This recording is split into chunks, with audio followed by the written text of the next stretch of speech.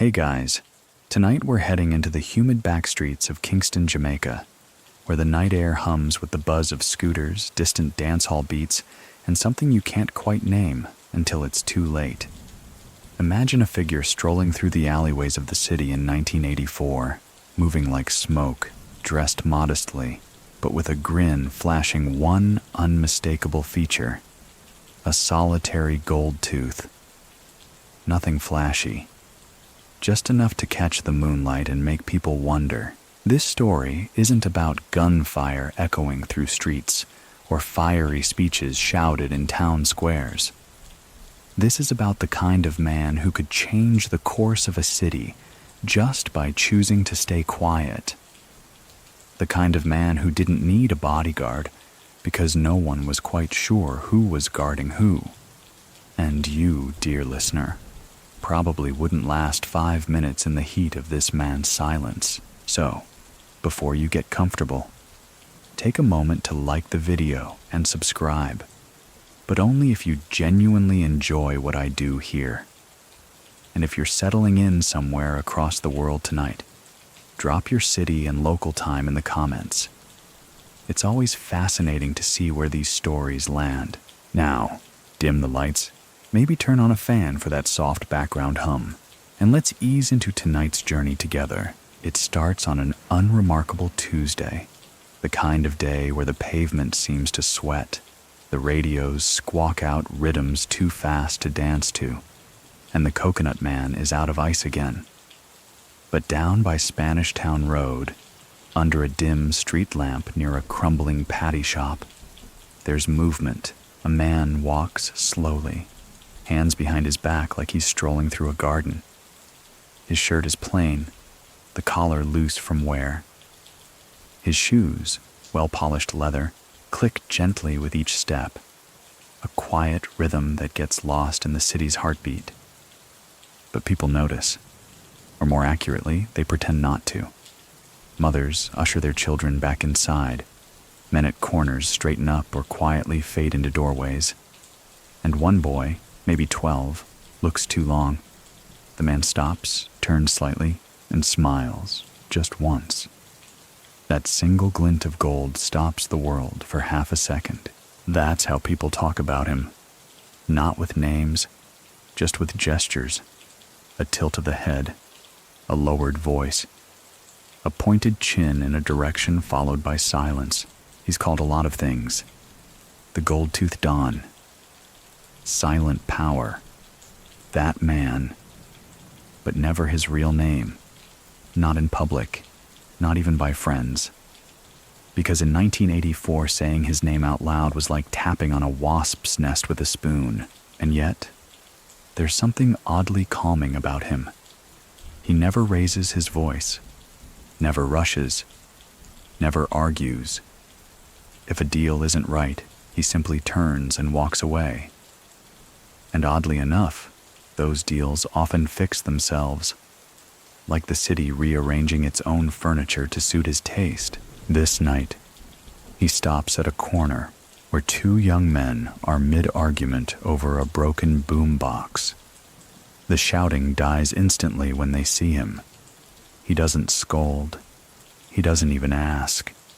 He simply nods at the boom box, and the men scramble to fix it like their life depends on it. It probably does. People say he doesn't carry a weapon. Doesn't need to. The last time someone tried to rob him, they say the thief was later found floating near Port Royal with no signs of struggle. Just a neatly folded note pinned to his chest. Wrong man. Of course, many people still think that was just street talk, that the Don wouldn't bother with theatrics. But others, older shopkeepers, weary constables, say the note had handwriting too clean for coincidence. So what do you think? Did he really leave that message? Or did the streets invent it to protect themselves from his wrath? What's certain is this: Kingston, that year, runs on more than politics and music. It runs on fear, respect, and stories that slither under doorways at night. And all of them, somehow, lead back to that man with the gold tooth, back in the corner bar, A man who's had one too many rums mutters, "He don't even blink, you know." His friend shushes him immediately. "You don't talk like that. Not here. Not when the jukebox is still warm from someone's coin, and the back door just creaked open on its own." Outside, our subject continues walking, heading toward a rusted gate near Denham Town. The dogs behind the gate don't bark. They recognize him. Everyone does. And yet, here's the strangest part. Ask a random Kingston resident to describe his face, and they'll all pause. Dark skin, slim, quiet type. And maybe, just maybe, gold tooth. That's all. As if his features vanish in memory the moment he walks away. Inside a small concrete house at the end of the lane, a woman peeks through her curtain. She sees him pass and smiles softly, then locks the door twice. Not out of fear, but respect. Because this is not a man who barges in. He's invited, or he doesn't come. And when he is invited, well, things change. There's a rumor that a wholesale grocer once overcharged one of the Don's cousins by $2. The next morning, the shop was still standing, but every shelf had been turned upside down, the light bulbs unscrewed, and the owner's dog was found sleeping peacefully in the Don's backyard. No injuries, no violence, just a message. It's a peculiar style of power, firm but quiet. He never makes the first call. He never speaks in court. But you can bet your last Jamaican dollar that every detective working West Kingston knows his name. Off record, of course. And tonight, like many others, he ends his walk near a closed bakery. He leans against a pole, smokes half a cigarette, and watches the sky. The moon's half asleep behind clouds, and the heat has finally softened. For a second, he looks like any tired man winding down his day. But the truth is, this is when he begins, because when the city sleeps, he listens. And when he listens, people disappear. The house where Lennox grows up doesn't have a lock. The door is a splintered piece of plywood leaning in place, kept shut by a length of rebar wedged into a concrete groove. Most nights, that's enough, but not always. Trenchtown in the late 60s isn't a place for childhoods. Not really. It's a place where kids get sharp too soon, and trust fades faster than chalk and rain. Lennox is born in the back room of that same house. No midwife, just his mother, Gloria, and an older neighbor who used to deliver goats. That's not a joke. It's family lore. Lennox comes into the world during a power cut by candlelight, while someone outside yells about stolen mangoes. If ever there was a cosmic introduction to chaos, it's that moment. From early on, he learns how to watch, not out of curiosity, but out of necessity. Trenchtown teaches that noise is dangerous. The loud boys are the ones who go missing first. The kids who shout back at their fathers, throw stones in the wrong yard, or flash too much cash from marbles, those are the ones who vanish like smoke. Lennox doesn't talk much. His mother worries at first. By 4, he barely says 10 words a day. But then, one afternoon, he whispers something into his cousin's ear that makes the boy turn white. Nobody knows what he said. The cousin never repeats it, just nods and won't play marbles with Lennox again. That's when Gloria realizes her son isn't slow. He's aware. He watches everything. How the butcher wipes his knife after every 5th cut. How the drunk in the alley always stumbles toward the same wall before passing out. How the woman down the street smiles too widely when someone mentions Bennett. Little things, details, unimportant to most, crucial to Lennox. By the time he's 7, he knows the layout of every alley between Collie Smith Drive and Spanish Town Road. He knows which fences are loose enough to slip through, which dogs bite, and which shopkeepers carry batons behind the counter. He knows which men never look others in the eye and which do it too much, and he knows how to vanish. That trick first comes into play when he witnesses a stabbing outside a betting shop. He's 10. It's broad daylight. A man screams, another runs, and blood soaks the pavement like spilled paint. The police arrive late, as usual, and nobody claims to have seen a thing. Lennox is there, half hidden behind a rusted fridge dumped near the wall. He could talk, could describe the blade, the limp of the attacker, even the tattoo above the elbow, but he says nothing. Later that week, a detective comes around, speaking softly to the boys who hang out by the pan chicken stall, offers a soda. Then, too, Lennox just stares at him. "You saw it, didn't you?" the cop says, a bit too gently. Lennox nods once, slowly. "Tell me then, just us." Another nod. Then Lennox leans forward and whispers something. The officer chuckles, expecting a joke, but Lennox doesn't smile. The cop walks away 5 minutes later, pale and blinking, and never comes back. What did he say? That's still debated. Some say it was a lie so good it shut the whole case down. Others say it was the truth, but delivered in a way that made the cop wish he hadn't asked. Either way, the reputation begins there. Not from a fight, not from violence, from restraint. You'd think the streets would pick on a quiet boy. But no, the bullies leave him alone. The loudmouths don't provoke him. Even the old Rastas by the corner call him Lickle Spirit. Not affectionately, with caution. It helps that Lennox's uncle runs errands for a small-time Don, moving cash and messages wrapped in paper bags. Sometimes he takes Lennox along, lets him wait outside while meetings happen. One day, Lennox wanders into the meeting uninvited. He doesn't say a word, just walks to the window and peers out. The room goes silent. A man with too many rings and not enough patience barks, "Who dis boy?" "Me nephew," says the uncle, suddenly tense. The man leans forward. "Him deaf?" Lennox turns and says softly, "You left your license under the ashtray in your car. Front seat, white Toyota. No one speaks for a beat." Then the Don starts laughing, a strange, high-pitched giggle that turns into a cough. He waves Lennox over and hands him a sweet from his shirt pocket. From then on, Lennox is allowed in the room. He doesn't say much, doesn't have to. His eyes do the talking. And that's where the idea of him starts to grow. Not the real Lennox, no. The idea of him. The boy who sees everything, who speaks only when it matters, who remembers every detail. Many people still think that's how he earned his first job, not by asking, but by watching until the job offered itself. So, what do you think? Is that talent?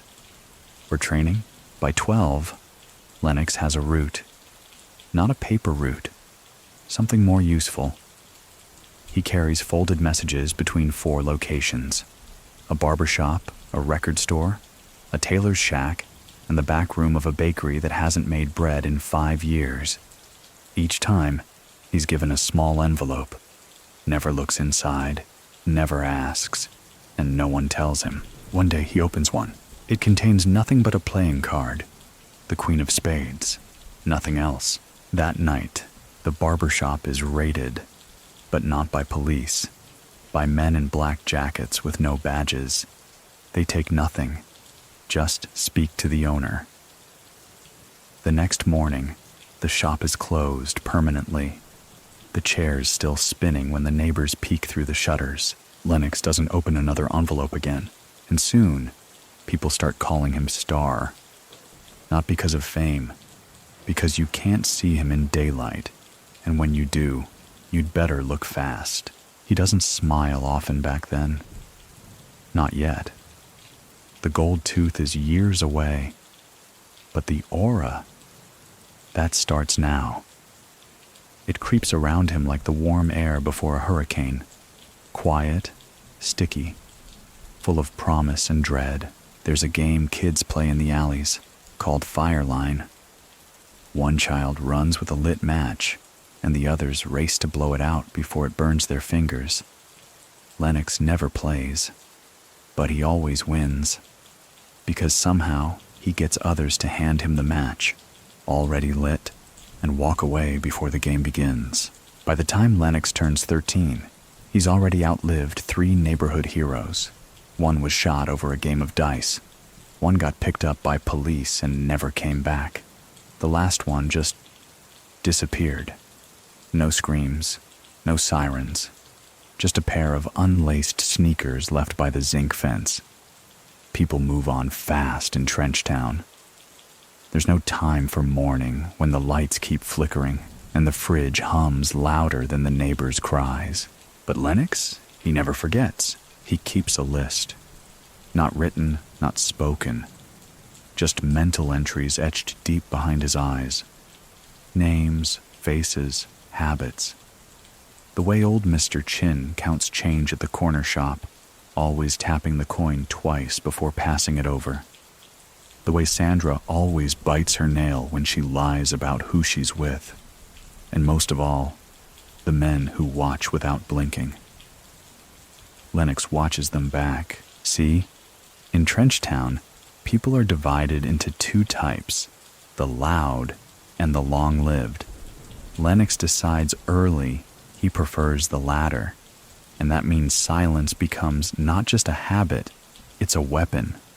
Polished, sharpened, used sparingly. There's a story about the first time Lennox uses that silence deliberately. He's hanging by the yard, leaning against a bucket half full of rainwater, when 3 older boys come swaggering up. One of them, Jermaine, has just gotten a cheap pistol, barely fits in his waistband. He's not shy about flashing it. That day, he's full of heat, threatening a boy for allegedly stealing his Walkman. Lennox says nothing. "You hear me, Star?" Jermaine barks. "You know who teef it." Silence. Jermaine steps closer. "You want to keep your tongue, you talk." Still nothing. Then Lennox slowly turns his head and looks, not at Jermaine, but at the other 2 boys. Straight through them. No words, no fear. Just silence that stretches too long. One of the boys mutters, "Me gone," and starts backing away. The second follows. Jermaine's tough act crumbles fast. He mutters a threat and storms off alone. The Walkman turns up 2 days later, stuffed into a goat feed bag near the riverbank. Lennox never mentions it. After that, people stop trying to get things from him. They start offering things to him. A free snack at the corner stand. An extra soda for the road. Even the older hustlers begin to nod in passing. Not too low, but with just enough acknowledgement. And then comes the real shift. One evening, a man named Clive, a mid-tier enforcer with connections uptown, calls Lennox over while he's passing a domino table. "You always watching but never talking," Clive says, sipping from a sweating red stripe. "You think that's strength?" Lennox doesn't answer. Clive smiles. "Good." He offers the boy a small package. No explanation. Just says, "Bring this to Mr. Henry by Oxford Street. Don't stop. Don't speak. If anyone asks, you deaf." Lennox nods once and walks off. Doesn't even ask who Mr. Henry is. He delivers the package. Receives nothing in return. But that night, someone leaves a pair of new shoes at Lennox's doorstep. His size, unlabeled. That's how it starts.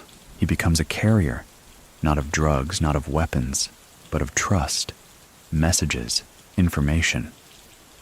A whisper delivered through silence. It's not glamorous, but in Kingston's underbelly, it's vital. More important than money, more dangerous than guns. Words, after all, are what trigger wars, and Lennox never fumbles a single syllable. It's around this time that older folks begin referring to him as Lickle General, a soft nickname. A warning in disguise. Kids start mimicking his walk. Adults start asking his opinion without making it obvious. You see, they don't ask directly. They'll say things like, "You feel the man de serious?"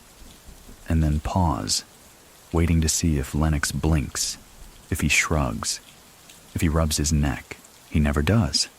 And that's the answer. Still, even a silent boy has to learn. And his biggest teacher isn't a man, it's a woman. Miss Irma runs a street stall selling boiled peanuts and fried dumplings. She's short, stern, and wears a broad hat like armor. But she's the eyes and ears of 5 blocks, and anyone who thinks she's just an old vendor usually ends up regretting it. Lennox often sits near her, listening more than eating.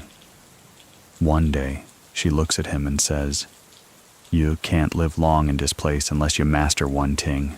"What ting?" he finally asks, rare for him to speak first. "Knowing when not to look." That sticks. From then on, Lennox learns not just to observe, but to choose his gaze carefully, to feign boredom when something crucial is happening, to glance past a man, not at him, to watch reflections in windows instead of faces. It's art, really. And Lennox becomes a master of it. Around his 15th birthday, things escalate.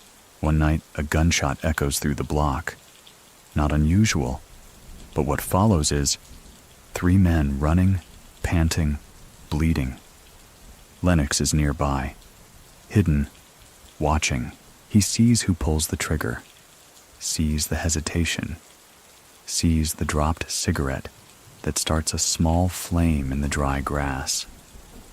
He sees it all. Later, the shooter finds him. "You didn't see nothin', right?" Lennox shrugs. "Good. Me just needed to know." But the next day, a name starts circling. Devin One-Click Wallace. And 2 days after that, Devin is dead. Clean shot. No mess. People say Lennox must have told someone, must have passed the word. But if he did, no one can prove it. And he never blinks when asked. That's when he stops being the quiet boy. He becomes a presence. You don't just see him. You notice your own heartbeat in his silence. Like the air gets thicker. Like maybe he's not the danger, but danger follows him like a loyal dog. And still he hasn't raised a hand. He hasn't needed to. Many people still think that Lennox was protected by someone bigger.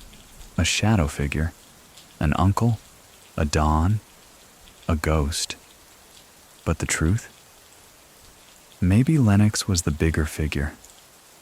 Just hadn't revealed it yet. So what do you think? Can a teenager become a threat without lifting a finger? Either way, by 16, no one calls him Star anymore.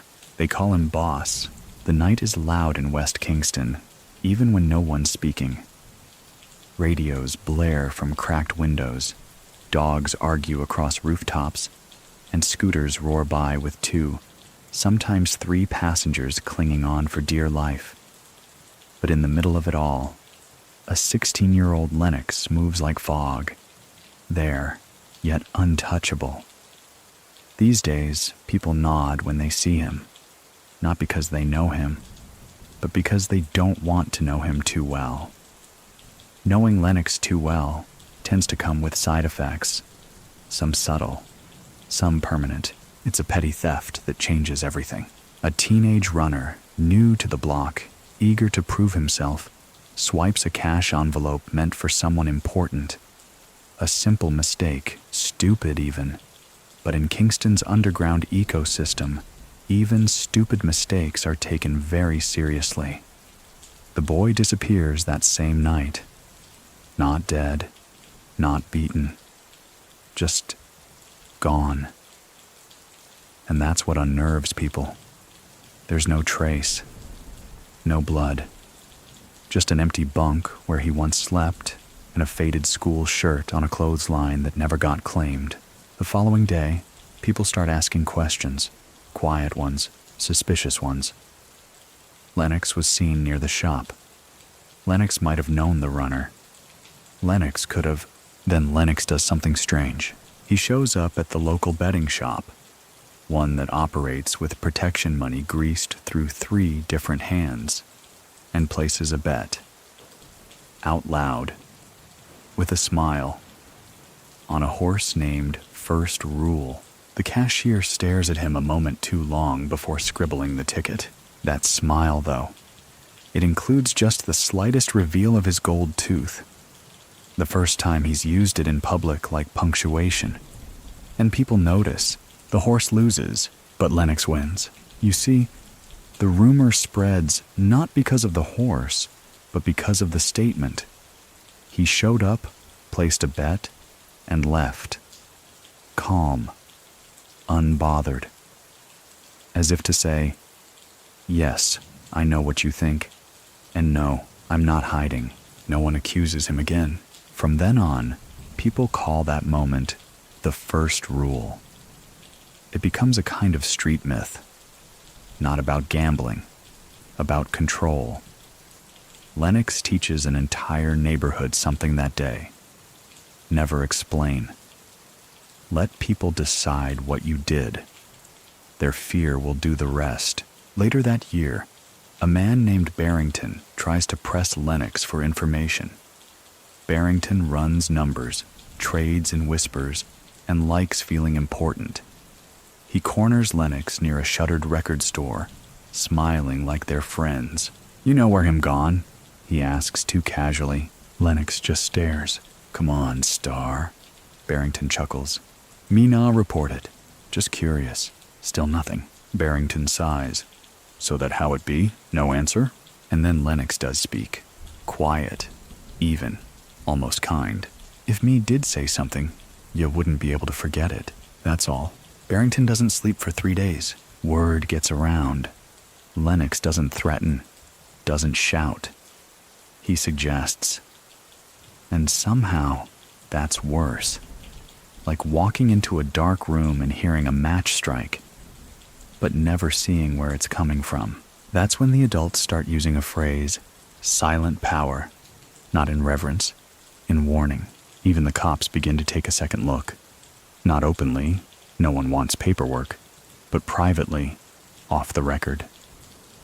One constable, a sharp-dressed man named Hines, starts shadowing Lennox, watching his routes, asking bar owners, "You see him tonight?" But every report comes back the same.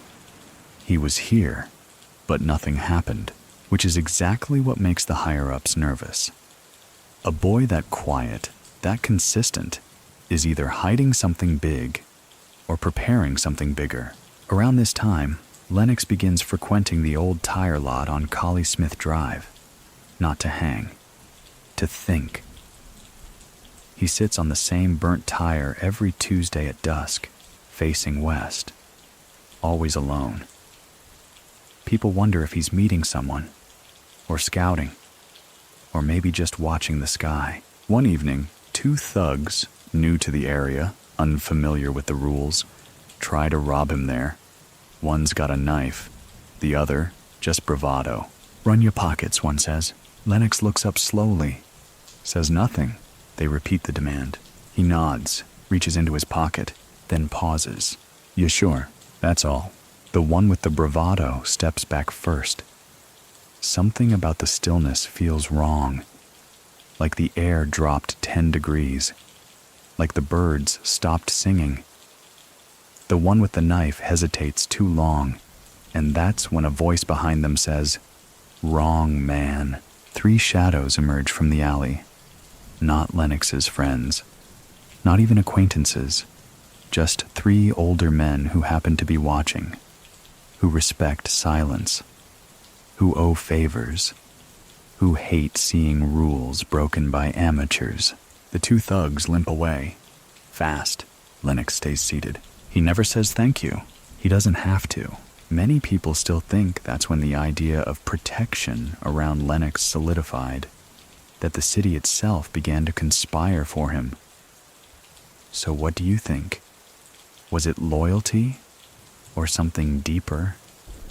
Something older? Because after that night, no one tries him again.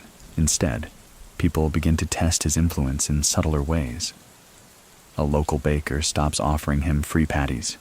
A quiet test. Lennox simply stops coming. A week later, the bakery burns down. Grease fire, they say. No one's injured. But the new place that opens in its spot a month later, they offer him a bag of hot bread every Sunday. No charge. The message is clear.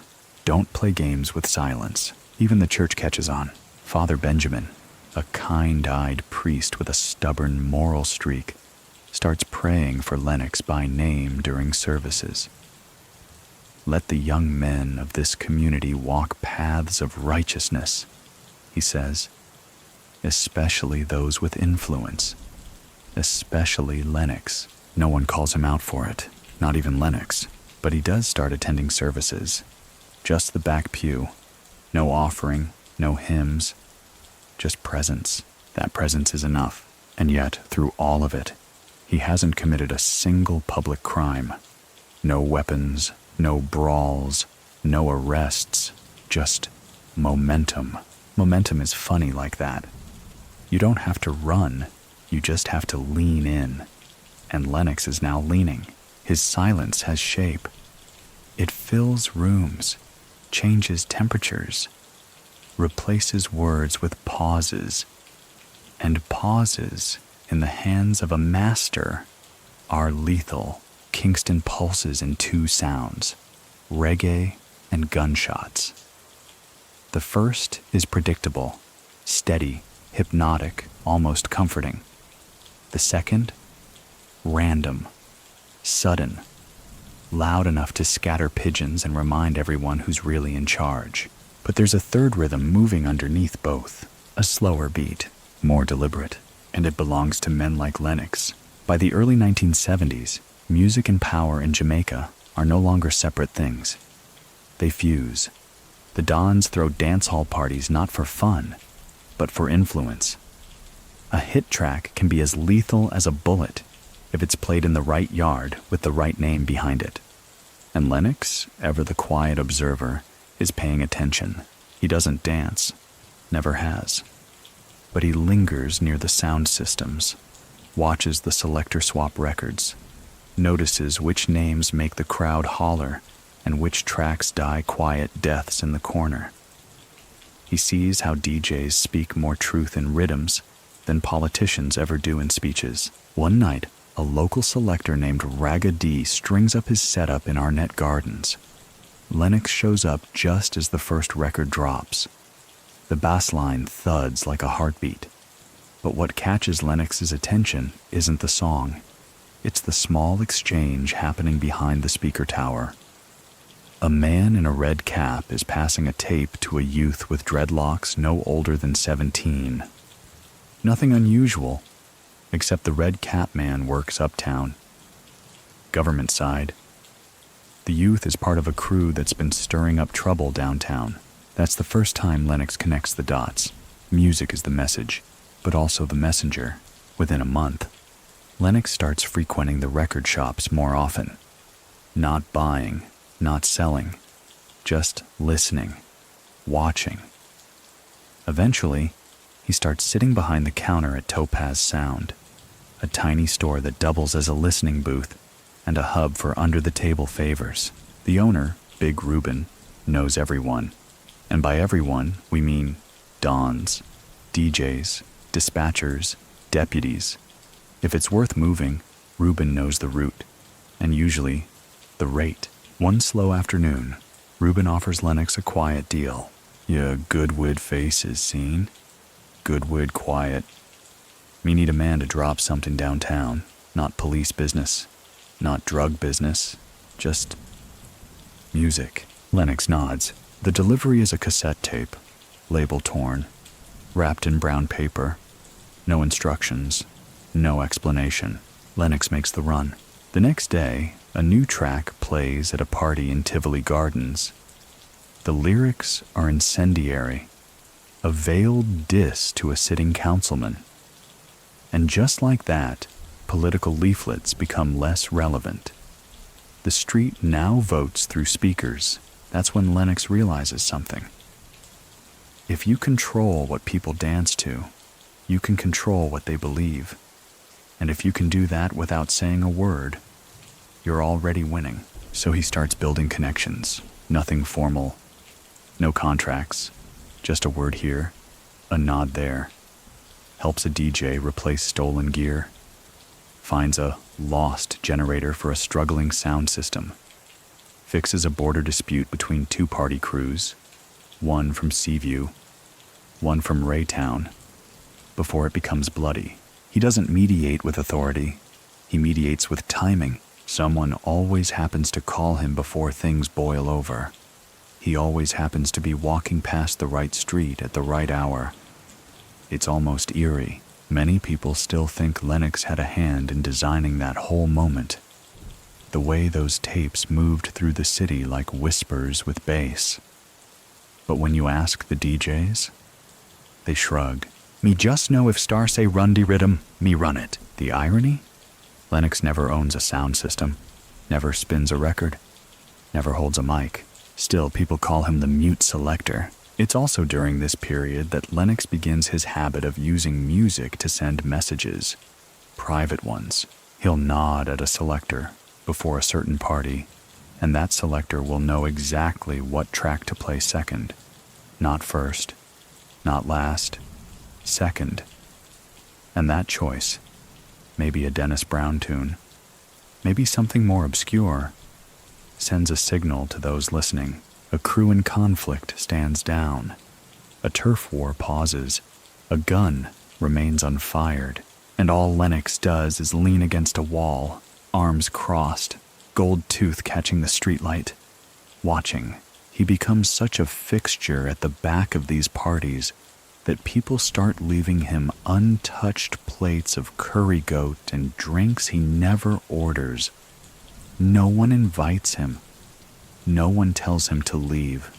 He just is, like a statue, like a myth come to check if you're behaving. And yet, he never stays past midnight, never dances, never even taps his foot.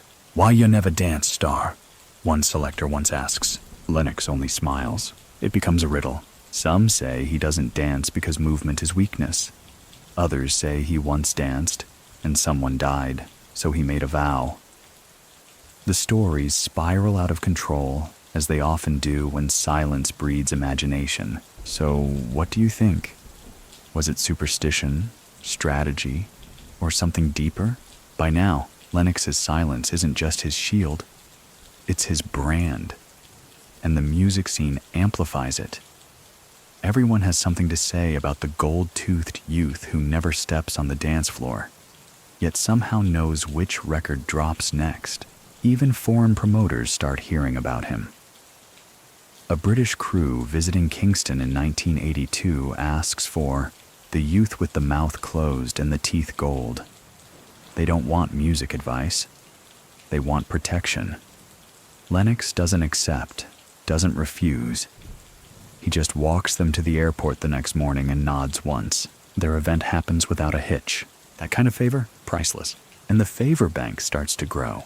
Not just with soundmen, but with stall owners, barbers, drivers, even stray dogs that stop barking when Lennox passes. He starts being invited to sit in rooms he never asked to enter.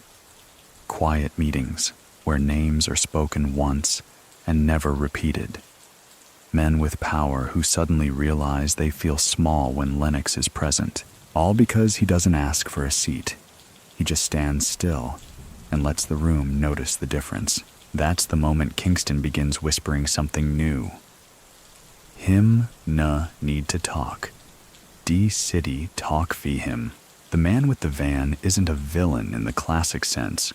No scars, no gold rings, no dramatic laugh echoing down alleyways. He's ordinary, dangerously so. Drives a beat-up white Bedford van with dented sides, cigarette burns on the dashboard, and a broken passenger mirror that's never been fixed. People just call him Mr. Vincent. But if you're paying attention in Kingston around 1983, you notice something strange. Mr. Vincent's van is everywhere, always idling just long enough outside the right places, like the ministry annex, a record shop, a money transfer office, or a barber known to ask too few questions, Lennox notices. Of course he does. By now, Lennox walks through the city like a ghost dressed in cotton. No flash, no weight, just presence. But he's begun calculating more than street tension. He's studying systems, flow, currency, people who move things. And Mr. Vincent? He moves a lot. One afternoon, Lennox sees the van parked half inside a metal gate near Crossroads. Vincent is inside, arguing with a stocky man in sunglasses. Nothing loud, but the body language is wrong. Too tense, too rehearsed. Lennox keeps walking, doesn't look twice. He doesn't have to. He already knows what's happening. A transaction. Not money, leverage. That same evening, Lennox is approached by a mutual contact, a former runner who now sells pirated VHS tapes. Let's call him Trevor. He leans in and says, "Vincent asked if you want some work. Driving. No heat." "Driving what?" Lennox asks. Trevor shrugs. "Tings. Nothing big. Just move it from yard to yard. No questions." Lennox doesn't answer. The next day, Mr. Vincent shows up in person. He finds Lennox standing in line at a newspaper vendor.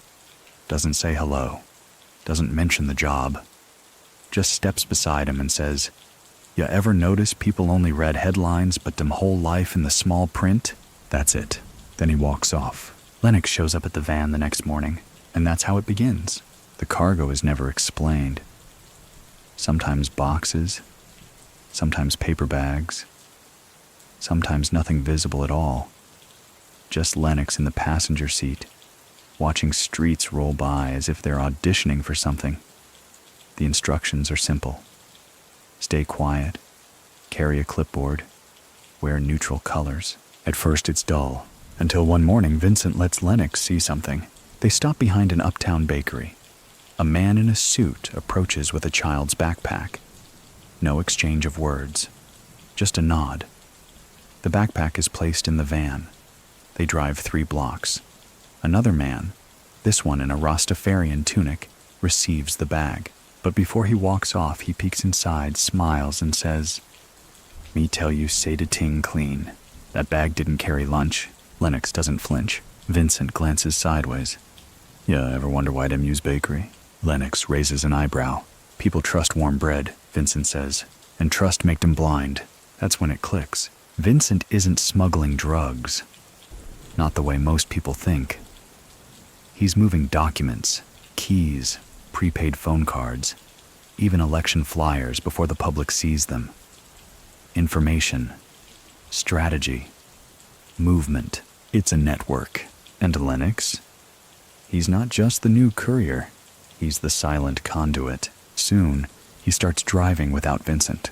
Just him, the van, and the city. Each trip sharpens him, teaches him routes, shortcuts, who watches which windows, and how long police linger at each stoplight.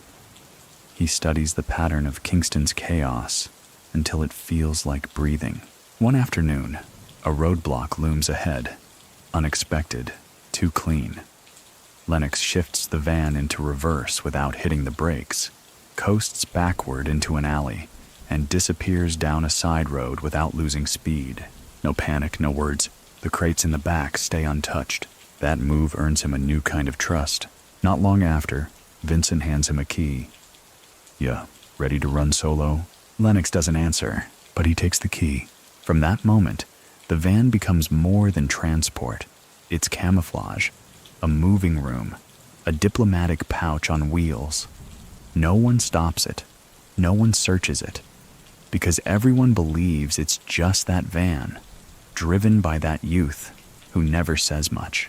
And soon the payloads shift. It's no longer paper and whispers. Now it's people, small-time lieutenants who need to be in the right place without being seen. Politicians looking to slip into a neutral yard for negotiation. Even one American, pasty-faced and twitchy, who smells of Miami money and too much cologne. Lennox drives them all. Quiet, calm, unarmed. They talk, he listens, and learns. He learns who's afraid of whom, who's bluffing, who's bleeding funds, and perhaps most importantly, who underestimates a boy in a dusty van with a clipboard. There's one ride Lennox never forgets. A young woman, barely older than him, gets into the back seat one evening near Portmore. She's silent for a while. Then she says, "They think I'm running. I'm not. I'm repositioning." Lennox doesn't respond. She hands him a letter before she exits, sealed in wax. "Give this to Bishop Cross. No earlier than Sunday," she says. "If you're early, I'll know." He delivers it on the dot. Cross never mentions the contents, but a week later, 2 names disappear from a political roster. No resignations, just removal. Lennox sees the woman again, months later. She nods at him across a street party crowd.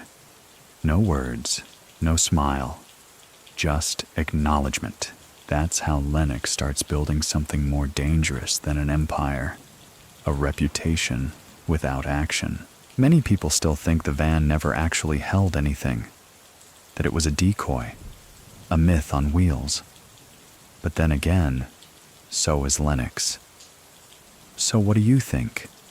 Was it smoke and mirrors? Or was he the only one who ever saw the mirror clearly?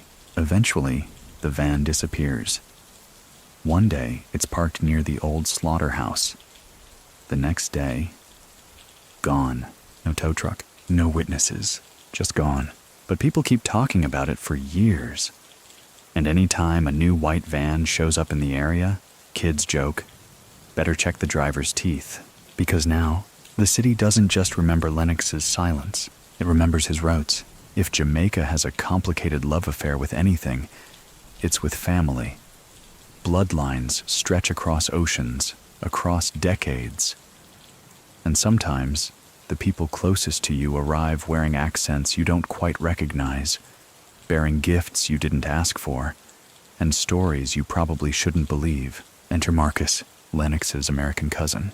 They share a grandfather, some bone structure, and an unspoken understanding of survival. That's where the similarities end.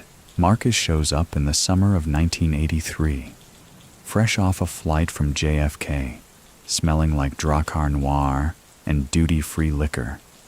His shoes are too white. His talk is too fast. He hugs like someone who's rehearsed it on strangers. "Yucca's you good?" He grins, throwing an arm around Lennox like they've grown up together. Lennox just stares. Marcus laughs too loud. "Damn. Still the strong, silent type, huh? All right, I can work with that." He claims to be working in import-export, one of those titles that raises eyebrows without providing answers. But in reality, Marcus is a runner. Not a small timer either. He's plugged into a ring that ferries electronics, jewelry, and cash between Miami and Kingston. Think.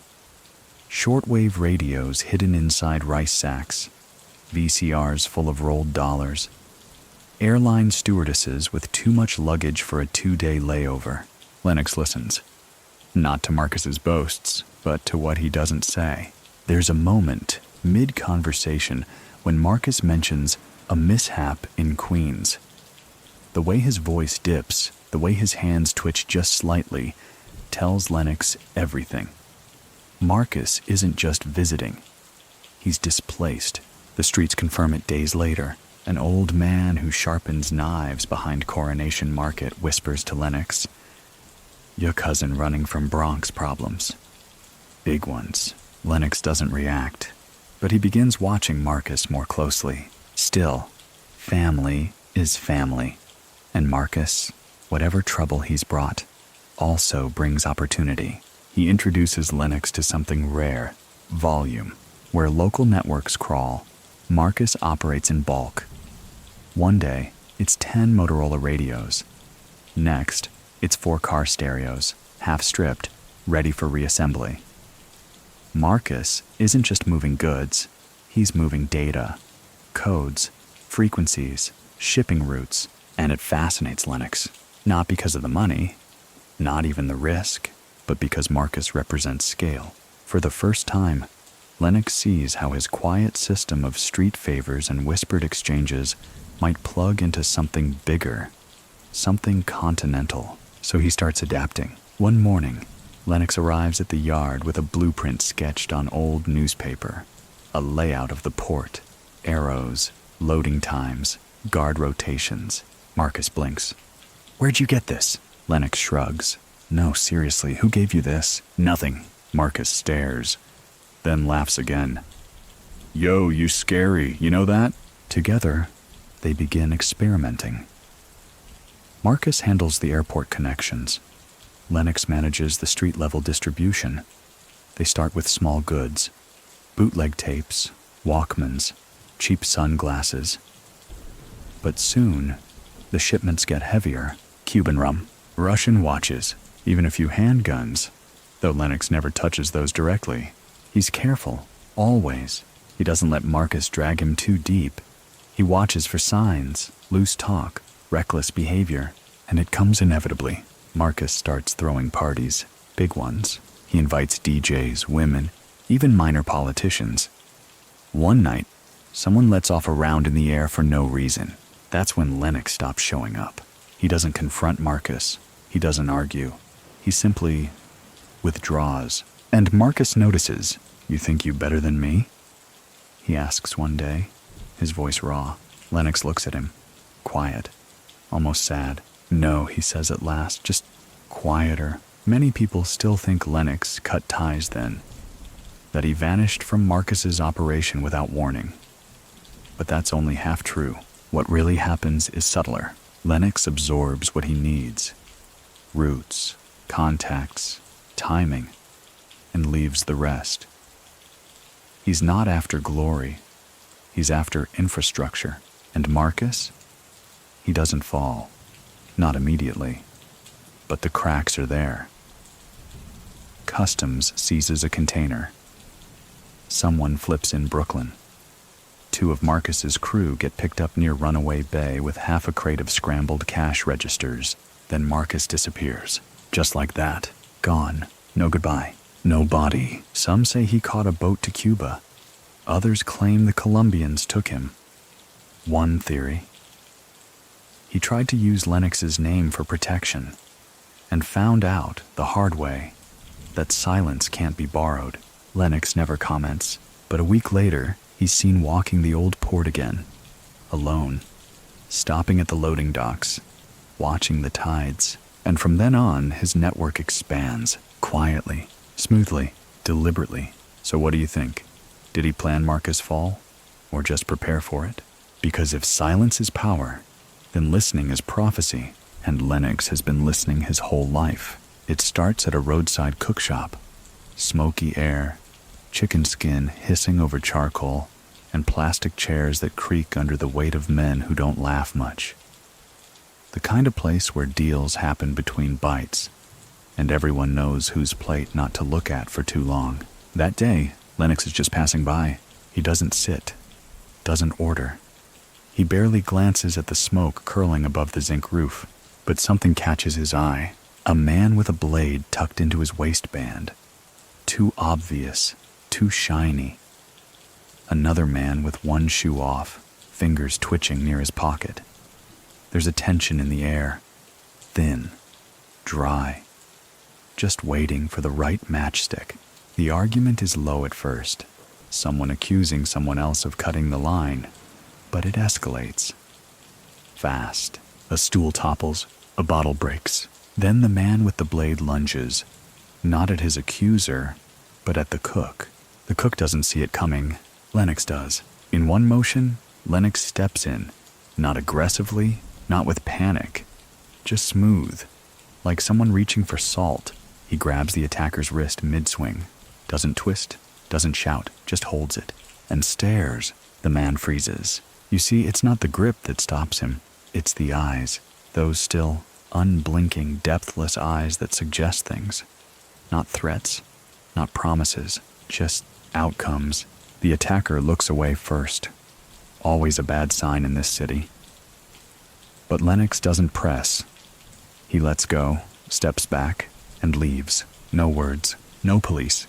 The cook stares after him, breathing like he just ran a mile. The bystanders are silent, and then someone mutters, like a prayer, "Boss." It's the first time the name sticks. He didn't ask for it, didn't earn it the usual way, through blood or bullets. But in Kingston, control without chaos is rare, and people notice. Within a week, stories spiral. Most exaggerated, some not. They say Lennox disarmed a man with a stare. They say he turned a blade to ash with a whisper. They say the cook shop hasn't closed since, not once, not even during a storm, because the place is now protected. And maybe it is, because Lennox starts returning every Tuesday, sits in the back, eats quietly, never speaks. But the cook always places his plate down with 2 spoons, one to eat, one untouched. A gesture of respect. Or maybe just tradition now. Soon, other businesses follow. A barber shop in Hannahtown that had been vandalized 3 times posts a handwritten note. This shop under watch. No explanation. But Lennox starts walking past it once a week. No more vandalism. A corner vendor offers Lennox free packs of chewing gum every Friday. He accepts one, then another, never asks why. But after that, she's never robbed again. And so the pattern begins. He doesn't ask for favors, but people give them anyway. He doesn't give orders, but people obey. A boy in Arnett Gardens once tries to challenge it, spits in Lennox's direction as a test. Lennox doesn't react, just walks on. 3 days later, the boy's shoes are found nailed to the fence. Clean, empty, no blood. People call it a warning. Lennox never confirms. Many people still think this is when the mystique crystallizes. Before this, he was that quiet youth. After, he's Boss Lennox. No ceremony, just consensus. And his influence grows in the strangest places. Not in gambling dens or strip clubs, but in groceries, taxi ranks, churchyards. He becomes a kind of civic rumor, a man who solves things without being seen. One evening, a mother loses her child in the Coronation Market crowd. Panic spreads, screaming, whistles, people searching under stalls. Then, from the far side, Lennox appears, walking slow, holding the boy's hand. He says nothing, hands the child back, walks away. The mother drops to her knees. The boy just says, "He told me wait, that's all." How did he find the boy so fast? How did he know where to look? These questions hang in the city like perfume. And then come the gifts. Someone leaves a crate of mangoes outside Lennox's house. Another, a freshly sharpened machete wrapped in banana leaves. A shoemaker from downtown offers him custom sandals. Free. Lennox never says thank you, but he uses the sandals. And the next week, the shoemaker's competition is mysteriously shut down by health inspectors. No one blames Lennox, but no one denies him either. Even the local preacher takes notice. During a sermon about humility, he says, "Sometimes the Lord sends quiet men to do loud work." Everyone looks at the back pew. Lennox isn't there, but the fan above it spins like someone just stood up. So what do you think? Can power arrive without announcement? Can leadership sprout from restraint? Because if so, then Lennox is already there, and Kingston knows it. He doesn't need a throne. He has a seat at every table. Downtown Kingston doesn't sleep. It simmers. Uptown glows under streetlights and imported glass. Downtown flickers under faulty bulbs and whispered transactions.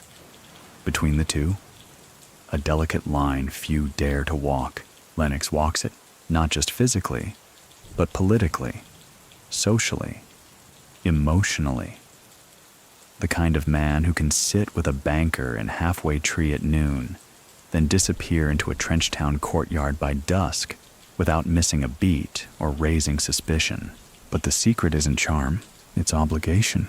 You see, by 1984, Lennox is no longer just the quiet presence. He's a ledger of favors, a walking IOU that never needs to raise his voice. Because every part of Kingston, both polished and cracked, owes him something. And he never forgets who pays on time and who doesn't. Take, for example, the shoemaker from Raytown. 3 years ago, Lennox found his daughter unconscious outside a shuttered club. He never said a word, just flagged down the right nurse and sat nearby until she woke up.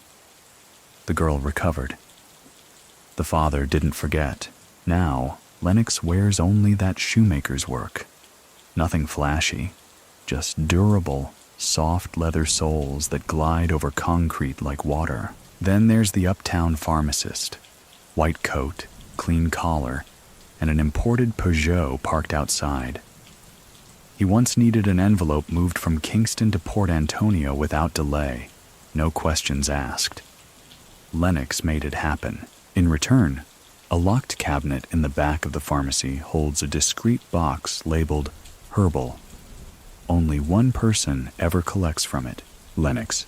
What's inside? No one asks, because by now, people know the rules. You don't inquire unless you're invited, and Lennox rarely invites. But he does appear, like the day a low-level bureaucrat loses his briefcase in a bad part of town. He panics.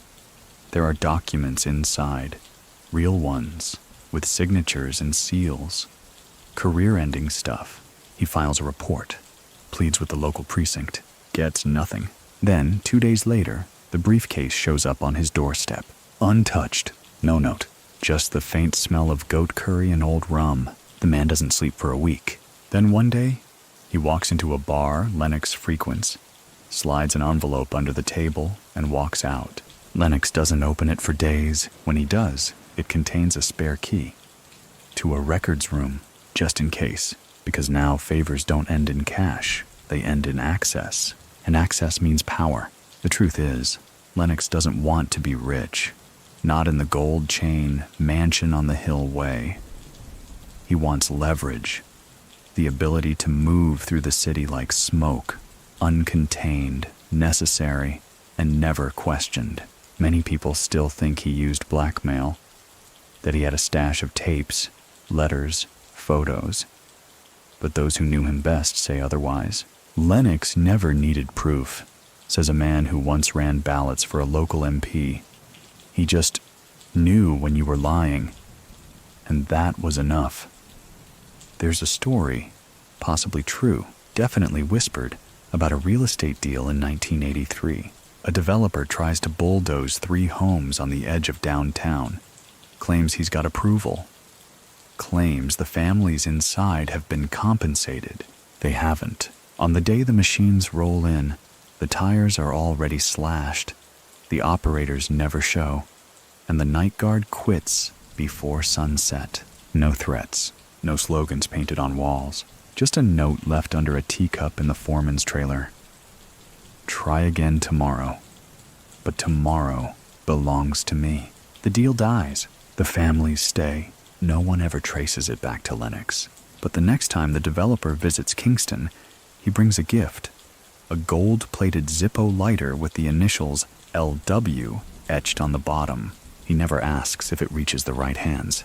He knows it will, because that's how Lennox operates, through presence, not persuasion, through patterns, not pressure. You'll never hear him say, "Do this." You'll just find yourself doing it later, and not quite knowing why.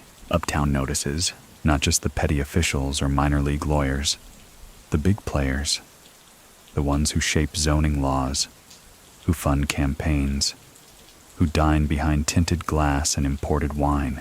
They start talking. One even tries to arrange a meeting. The invitation is polite. A dinner at a rooftop bar, no press, just conversation. Lennox declines, not with a message, with absence. He simply doesn't show. That is the message. 3 days later, that same official finds a note slipped under his car wiper. It reads, "Respect isn't served. It's earned," written in clean block letters, no signature. But the meaning is unmistakable. So what do you think? Can a man build power on nothing but presence?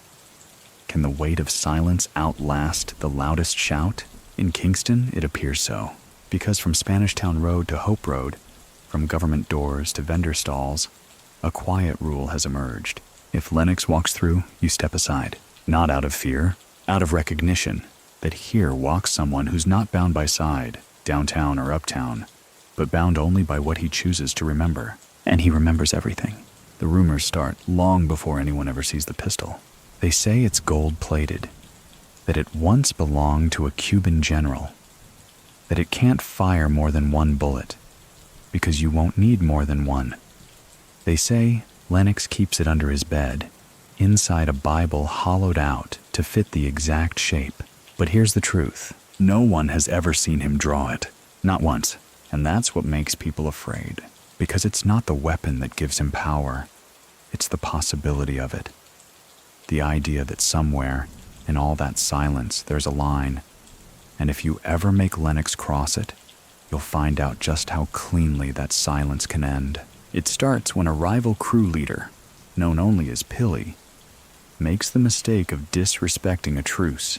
The two crews had agreed to leave the Palisado's beach party alone. No business, no fights, just music. But Pilly shows up drunk, loud, armed.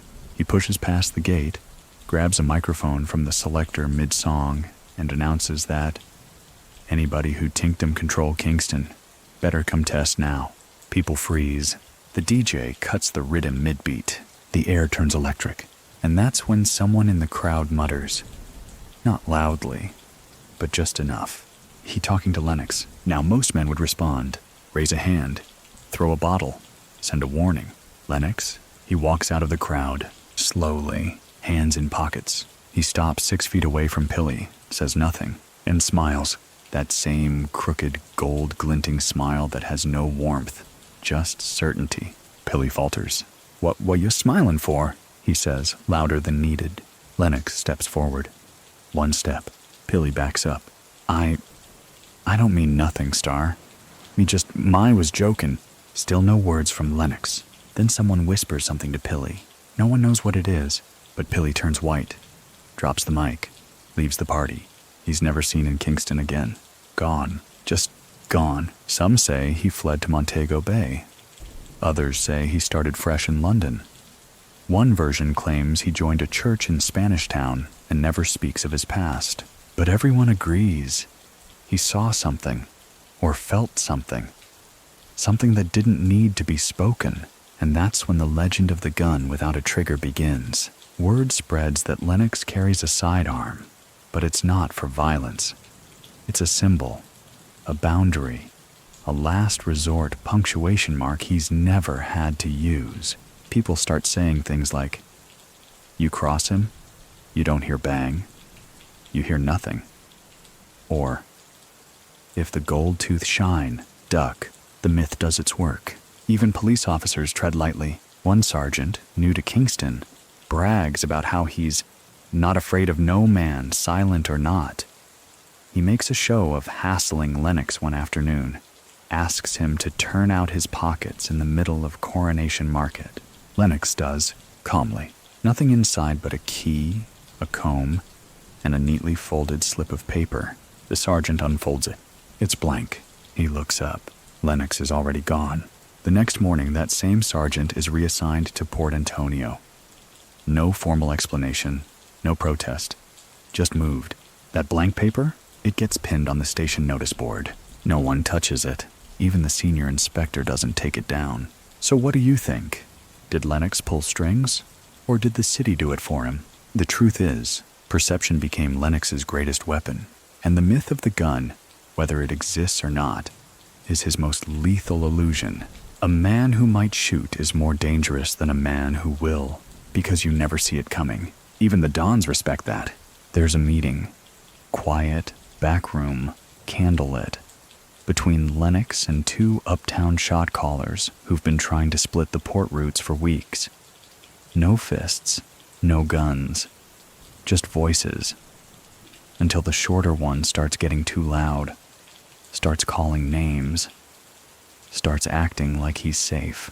Lennox leans back, just a bit, crosses his legs, and taps the table, twice.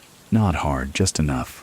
The room falls silent. The taller shot caller clears his throat, stands up and says, "Let's settle this proper."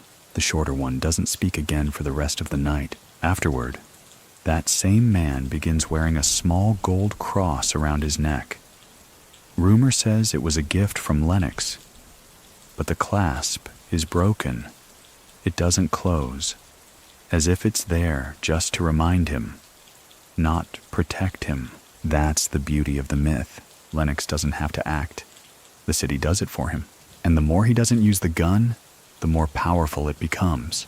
By late 1984, people claim just seeing Lennox reach into his coat is enough to scatter a crowd. One man swears that during a confrontation, Lennox lifted his shirt just slightly, and the next moment, 3 men dropped their knives and walked backward into traffic. No injuries, just movement. A silent wave crashing through fear. And what's more, Lennox never confirms a thing, never jokes about the gun, never hints at it, never says he even owns one. He just exists. With that gold tooth, that stillness, that look, and sometimes, just sometimes, he leans against a wall with one hand in his pocket and the other resting on nothing at all. Tivoli Gardens in 1984 is a boiling pot with the lid clamped down. It simmers all day, steams all night, and everyone's waiting for the moment it boils over. Politicians use it as leverage. Dons use it as a fortress. The police, they patrol it like tourists in their own city. Nervous, outnumbered, and always out of place. 2 crews control most of the neighborhood. One, backed by a rising political star, runs a tidy operation. Extortion, soft muscle, and vote control. The other, looser, more violent. Younger guns, hungrier eyes. They push harder, fight dirtier, and between them, a street, only 12 feet wide, called Oxford Lane. That's where it nearly goes wrong. One humid Tuesday evening, a shipment goes missing. Not drugs, not cash, just radios. 13 boxed CB units smuggled in through Port Royal, meant to be redistributed through the city's minibus lines. A small loss on paper, but symbolically huge. Both crews claim the other stole them. Neither backs down. Voices rise, shots ring out. Just one, but enough to start an unraveling. 3 days of tension follow.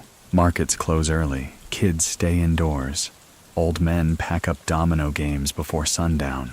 Everyone knows what's coming. Everyone except Lennox, because he's already there. Not in Tivoli, not physically, but in the conversation. You see both crews, independent of each other, reach out to him. Why? Because neither wants a war they can't win. And if there's one thing Lennox has become by now, it's a neutralizing force. The still hand in the middle of the shaking table. He agrees to speak with both sides, separately, privately. No enforcers, no tape recorders. Just him, a folding chair, and 2 different nights under the same banana tree. The first night, he meets with the uptown-aligned crew. They arrive with clean boots and cheap cigars. "Yeah, understand we the original here, Lennox," one of them says. "Dem youth no respect history." Lennox listens. "You know, we still have dem CB codes, right? We still control the airwaves." Lennox raises an eyebrow. They continue. "What we need is order. What you can provide." Still no reply. The second night, the younger crew shows up. No cigars, just sweat and nervous energy. "We don't want trouble," the leader says. "But if they push, we done talkin'." Lennox leans back. "You think they respect you?" The young man hesitates. "Me no care." Lennox lets the silence hang, then finally speaks. "Dem do." That confuses him. Lennox clarifies. "But deem respect were more." And just like that, the seed is planted. You see, Lennox's trick isn't negotiation, it's reframing. He doesn't say stop. He just asks, "What's next?" That's the key, because when men realize they don't know what next looks like, they often stop walking. The next day, Lennox returns to Tivoli, this time publicly. He walks down Oxford Lane alone. No escort, no clipboard, just a small beige envelope tucked in his breast pocket. People watch from balconies, from rooftops. Some lean too far over fences, forgetting their own fear for a moment. He stops halfway, lights a cigarette, waits. The crew leaders arrive, one from each end of the lane. They meet in the middle. No shouting, no threats, just a brief exchange of words, too quiet to hear. Then Lennox hands each of them a small card. No one knows what's written on them, but they both nod, shake hands, walk away. Just like that. The radios, never found. But the violence never escalates, and the city breathes again. People call it the Tivoli Accord. Some say it was staged. Others believe Lennox paid both sides off. A few think he threatened their mothers, but many people still think that Lennox just reminded them of the cost. Because war in Kingston never ends clean. It ends loud, bloody, and endless. Lennox knew that, so he gave them something else.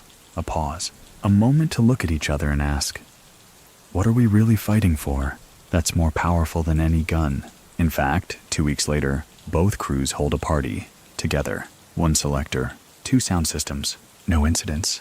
Lennox doesn't attend, but the DJ plays a track second in the lineup, just like Lennox used to request. Gregory Isaacs. Rumors. Soft, cool, deceptively sharp. A reminder that sometimes peace isn't an agreement. It's a suggestion made in the right voice, at the right time. And Lennox's voice? It didn't need volume, just gravity. By now, Kingston streets know Lennox not by name, but by frequency. He's like static on the radio, always there, even when you're not quite tuned in.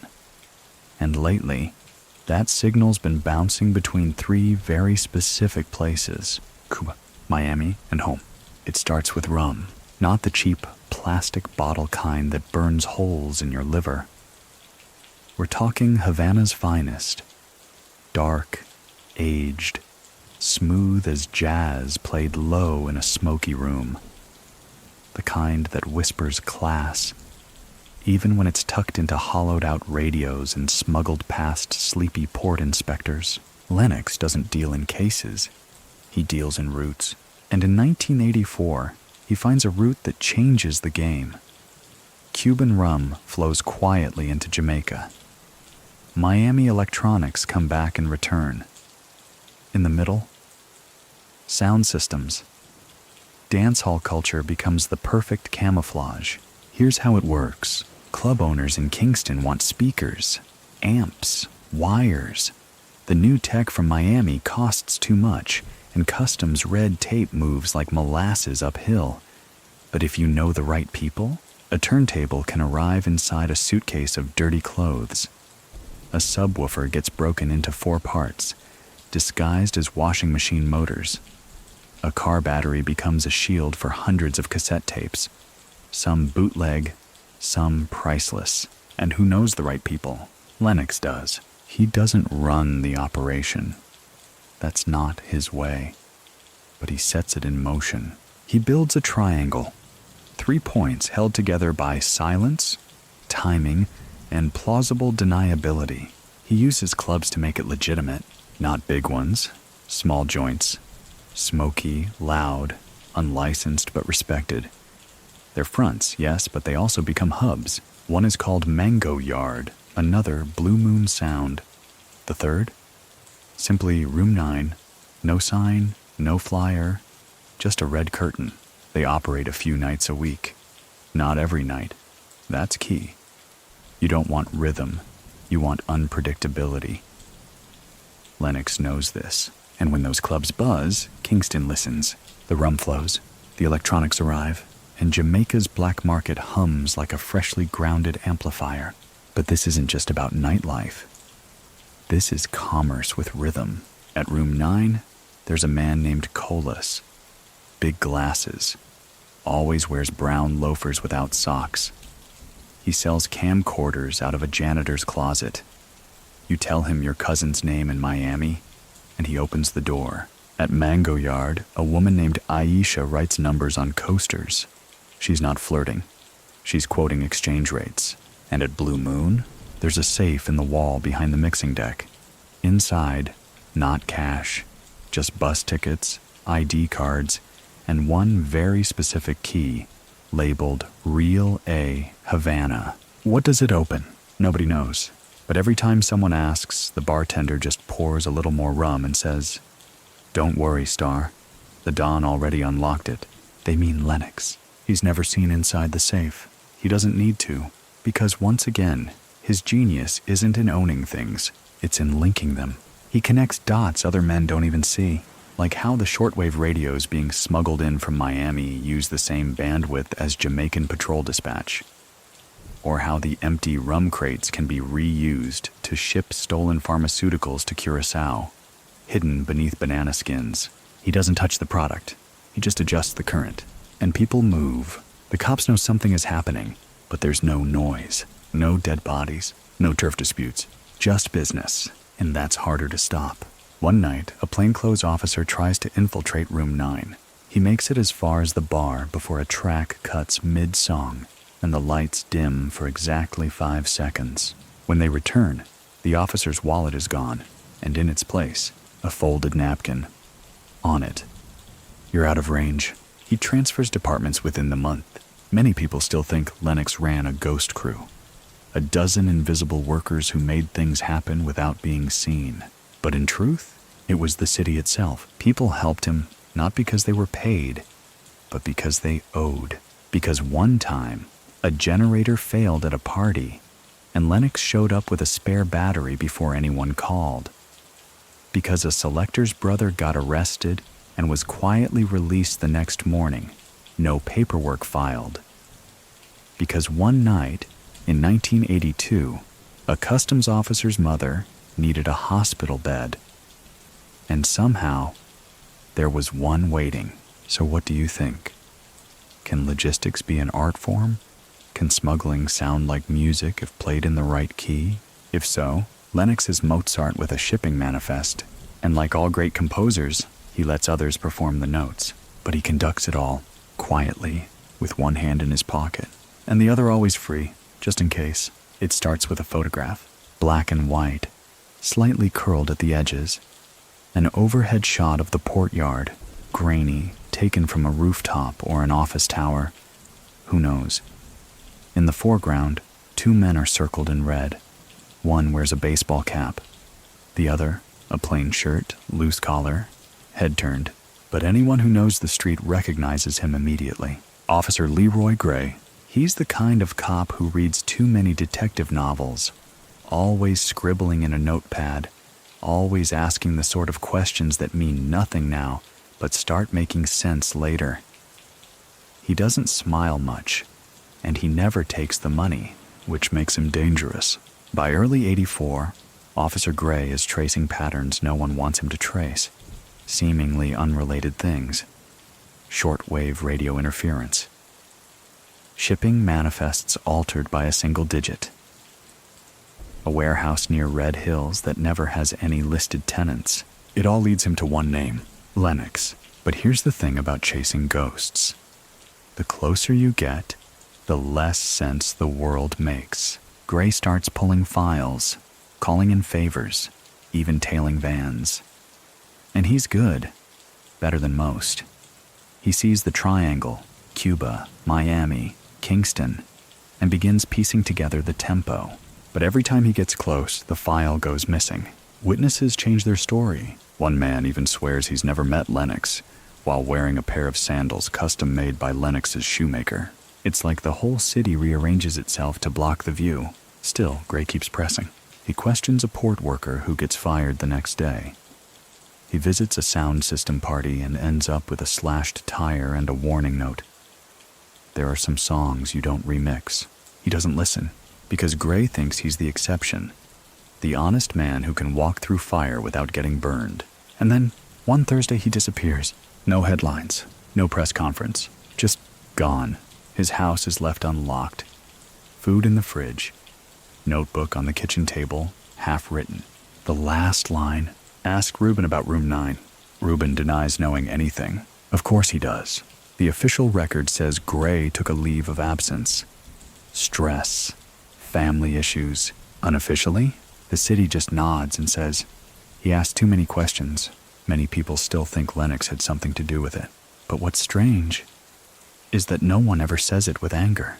It's more like acceptance. like someone tried to run through a locked door and the door somehow disappeared. There's a theory, a quiet one, that Gray didn't die, that he was absorbed. Some say he switched sides. Others say he was given a choice, walk away or walk beneath. And still others whisper that he's alive, somewhere outside the city, in a small blue house with barred windows, that he grows peppers and doesn't speak much anymore. One visitor says he saw a man matching Gray's description, humming to a Gregory Isaacs tune and shaking his head at a broken radio. The man looked up, smiled faintly and said, "Some frequencies ain't meant to be tuned. So what do you think? Was Gray buried? Or did Kingston itself swallow him like it does all those who forget how silence works?" Lennox, for his part, never acknowledges Gray's name, but shortly after the disappearance, he's seen at Blue Moon Sound, leaning near the bar. Aisha, the numbers girl, hands him a manila envelope. He doesn't open it, just taps it once, slips it inside his jacket, and disappears before the next track drops. The DJ plays Night Nurse next. People take that as a joke, but others catch the meaning. Because when someone gets too curious, the city doesn't send warnings, it sends a lullaby. And in Kingston, lullabies are sung in silence. It's a Friday night at Club Indigo, and the party is thick with heat and cigarette smoke. Bass thumps from the back like a heartbeat with something to prove. People are sweating through silk shirts, sipping warm rum from plastic cups, and shouting across the noise about politics, soccer, and promises no one intends to keep.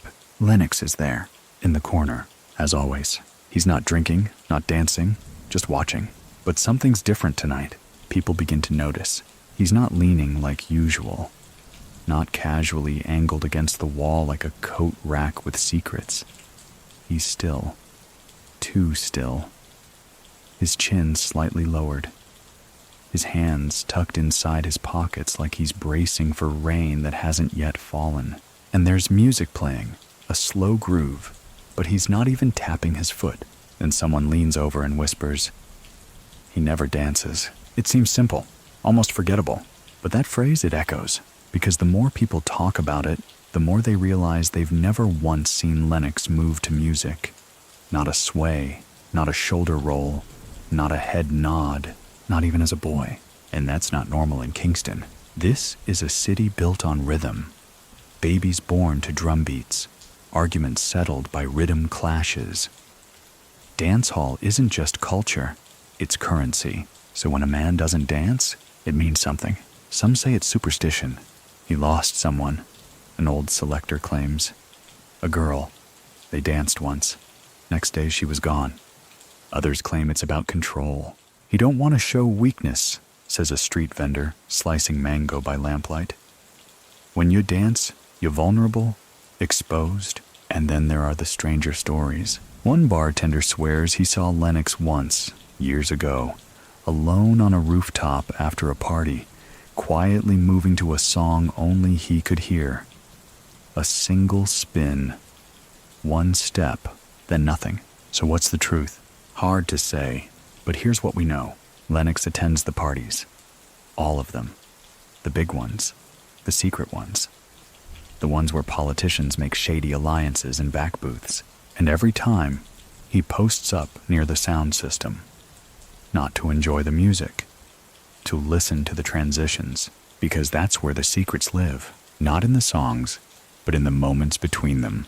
He watches who dances first, who hesitates, who moves too fast to a slow song, who watches him while pretending not to, and he files it all away. One night, a foreign ambassador's son visits Indigo. Full of rum and bravado, he points at Lennox and yells, "Why don't he dance?" The music cuts for just a beat too long. Lennox doesn't respond, just blinks. Once, the son laughs it off, leaves early. 2 days later, his flight home is delayed by 3 separate miscommunications. He misses an important meeting in Miami and never returns to Jamaica again. Coincidence? Maybe, but the story spreads, and with each telling, the act of not dancing gains weight. It becomes armor, a symbol. Even the DJs start playing into it. They'll drop a track, then look toward Lennox, just for a moment, as if daring him. He never moves. Once, a selector plays Punani Rhythm 3 times in a row just to see. Still nothing. But after the party, Lennox leaves a folded bill on the turntable. It's not money. It's a flyer for a rival sound clash. The message is clear. Don't try me again. And the selector? He skips town for a month, returns with a different name. It's become a kind of rule. If Lennox's feet move, something's wrong. Many people still think it's a spiritual thing, that he's protecting something. His energy, his soul, his myth. Others believe it's calculated restraint. He's the only man in the room with nothing to prove. So what do you think? Can not moving be the ultimate move? In Kingston it seems so? Because a man who refuses to dance can't be distracted. And Lennox? He never gets distracted. He studies movement, controls space, predicts patterns. While everyone else sways to the beat, he listens for the pause before the bass drops. That's when people reveal themselves, and he files those revelations away like bullets in a safe, because one day he might need them, but not tonight. Tonight he stays in the shadows, watching, unmoved, and when the music finally dies and the floor empties out, he steps into the street, his pace slow, measured, and as he rounds the corner, someone swears, just for a second, that they heard a soft hum escape his lips, a tune, but no one can remember what it was. And that's how the myth deepens, because even silence, when worn long enough, becomes music of its own. By the end of 1984, Kingston is humming with stories. Some are loud, plastered across walls in graffiti, and shouted in lyrics that everyone pretends are fiction. Others are whispered, half-believed, passed over cups of tea and under church pews. But the most enduring stories, they orbit one man. They call him the Gold-Toothed Don now. It's a name that started as a joke, back when Lennox first showed that glint of gold, just a sliver, a shimmer between words. People laughed. Who we think he is? They asked. A pirate? But now nobody's laughing. Now when the gold flashes in dim light, people look down, or away, or they leave. The tooth itself isn't even that impressive. It's subtle, a single canine, polished but not gaudy. Yet somehow, in Lennox's mouth, it feels like punctuation, a full stop, a warning, a signature. You see, it's not just the gold, it's when it appears. He doesn't smile often. But when he does, it means the conversation is over. That's how you know your offer's been rejected, or accepted, or when you've just unknowingly walked into your final agreement. One man says Lennox smiled at him once before shaking his hand over a land deal. 3 days later, the seller backed out and moved to St. Anne without a word. Another swears he saw Lennox grin while reading a piece of paper handed to him at a car wash. That same day, the police raided the car wash. No one's sure what was on the note, but the owner disappeared. Stories build. People begin attributing every clever disappearance, every shift in territory, every mysterious fire or quiet peace treaty to the smile. That tooth becomes shorthand. Selectors write rhythms about it. Rastas compare it to Solomon's ring. Schoolchildren in Trenchtown dare each other to say, "Gold-Toothed Dawn," out loud 3 times, then run. There's even a carved face in the cement wall of a derelict building near Orange Street.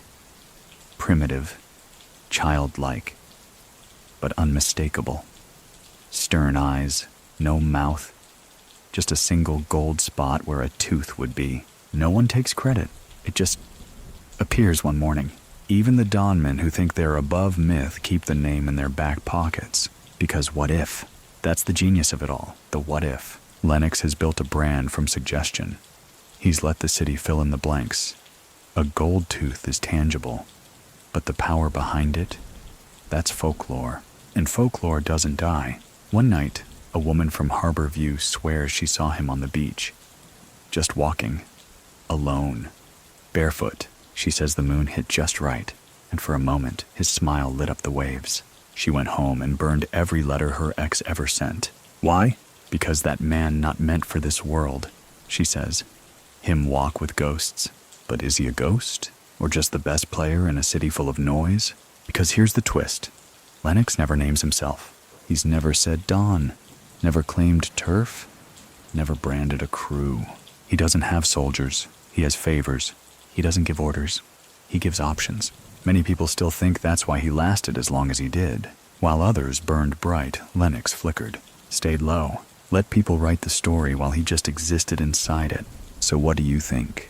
Is power earned through violence or through intention? Through the thunder of declarations or through the echo of restraint? Because by now, even the word dawn doesn't mean what it used to. Not when the one man who deserves it doesn't need to wear it. He just lets the streets say it for him. And when they do, they say it softly, like prayer, like rumor, like wind. The city rests a little easier now. The streets are still cracked, the lights still flicker. But there's a kind of rhythm again. Not peace, but balance. And at the center of it, a man with a quiet gait, a pressed shirt, and that glint of gold. Sometimes that's all you need to remind a city who really owns the silence. The air is heavy in the back room of the hardware store. Not because of heat. There's a small fan on the wall, humming away without complaint, but because of who's sitting at the fold-out table. 3 men in suits, all too clean for a place that smells of grease and sawdust. 2 of them wear party pins on their lapels. The third one, older, slower blinking, wears nothing but a pressed shirt and the weight of expectations, and across from them sits Lennox. No suit, no pin, just a clean undershirt, starched collar, and a stillness that makes time move differently. The politicians do most of the talking. They flatter him, mention his presence in the community, his ability to stabilize emotionally charged areas. They use phrases like informal influence, community gateway, nonpartisan alignment. What they're really saying is this: we want you, but we don't want to say we want you. Lennox listens, says nothing, sips from a plastic cup filled with ting. They offer him a consulting fee, a liaison title, a seat at certain tables. He taps the rim of the cup once, then speaks. "You want my silence," he says. One of the suited men shifts in his seat. "No," the oldest one replies carefully. "We want your diplomacy." Lennox smiles. Gold flashes.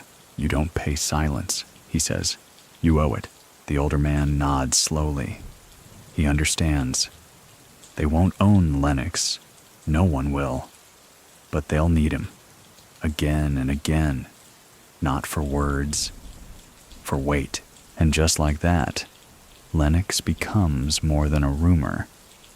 He becomes a fixture in back rooms, a name mentioned in passing at policy meetings, someone who gets calls before budgets are released, not because he controls money, but because he controls reaction. Many people still think he never took a side, but he did, his own. That's the brilliance of it. He aligned not with party, but with power's gravity. Wherever it tilted, he leaned just enough to stay balanced. One evening, he walks out of a meeting at the ministry building and lights a cigarette. A journalist sees him, snaps a photo. The next day, the paper runs a story about the man with no office, an expose that reveals nothing, confirms less, and still becomes the most read article of the week. That's how Lennox enters national myth. Not as a don, not as a criminal, as a consulted silence. And now, we slow the rhythm down. The streets of Kingston soften beneath the weight of late-night quiet. The scooters fade into the distance. The last corner shops pull their shutters, and a faint breeze drifts up from the harbor, bringing with it the scent of sea salt and something half-forgotten. Lennox walks alone now. Not because he must, because he chooses to. Because stillness has always been his safest companion. His shadow no longer follows. It walks beside him. The city does not sleep, but it closes its eyes for a while. And in that hush, in that gentle, thudding heartbeat of distant bass and soft fan blades spinning above doorways, Lennox disappears into memory. A smile, a gold glint, a story too quiet to retell, but too important to forget. And perhaps wherever you are tonight. Whether under neon glow or beneath a simple ceiling fan, you feel that presence too. Not looming, not watching, just there. So let your breath slow, let your thoughts fade, and let the silence carry you. Because sometimes, the most powerful thing in a noisy world is a man who says nothing at all. The sun hangs low over the Vernonfield Speedway, throwing long shadows over rusted bleachers and the cracked asphalt loop that once hosted real racers. By 1984, it's more nostalgia than sport, but on Sundays, it draws a crowd. Grease-stained mechanics, flashy promoters, wide-eyed kids, and a few too many men in tinted sunglasses. Lennox doesn't usually attend public events like this, but this one is different. Word gets out that he'll be there, which means everyone shows up. Vendors double their prices. Radio men hover near the starting line. A young selector even sets up a makeshift sound system near the concession stand, blasting rhythms between tire screeches. Lennox arrives just after noon, not with an entourage, not even in a car. He walks in, no jewelry, no shirt louder than a whisper. Just sandals, a clean linen shirt, and that gold tooth catching flecks of sunlight like it knows something the sky doesn't. People part for him. Even the race officials nod, low and long. He's not there to gamble, not there to race. He's there for a meeting. The kind that doesn't happen in boardrooms. His contact is a middleman. Young, overconfident, and in a pressed floral shirt that tries too hard. Lennox agreed to speak, nothing more. But halfway through the first heat, something changes. The youth's eyes dart. He checks his watch, scans the crowd once too often. Lennox knows. He stands up. And that's when the shot rings out. A single crack above the noise of engines and screaming fans. The crowd ducks. Chaos erupts. Vendors dive behind stalls. Drivers skid to a halt. Smoke and gravel fill the air. Lennox is already moving. Not running. Just gliding sideways. Disappearing between an icebox and a shuttered food stand. Calm.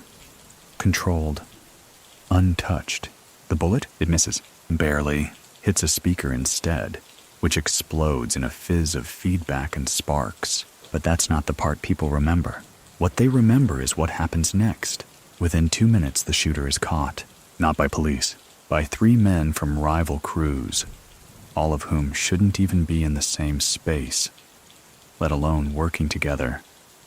But they drag the would-be killer behind the track and into a staff booth, lock the door, and say nothing. An hour later, Lennox reappears.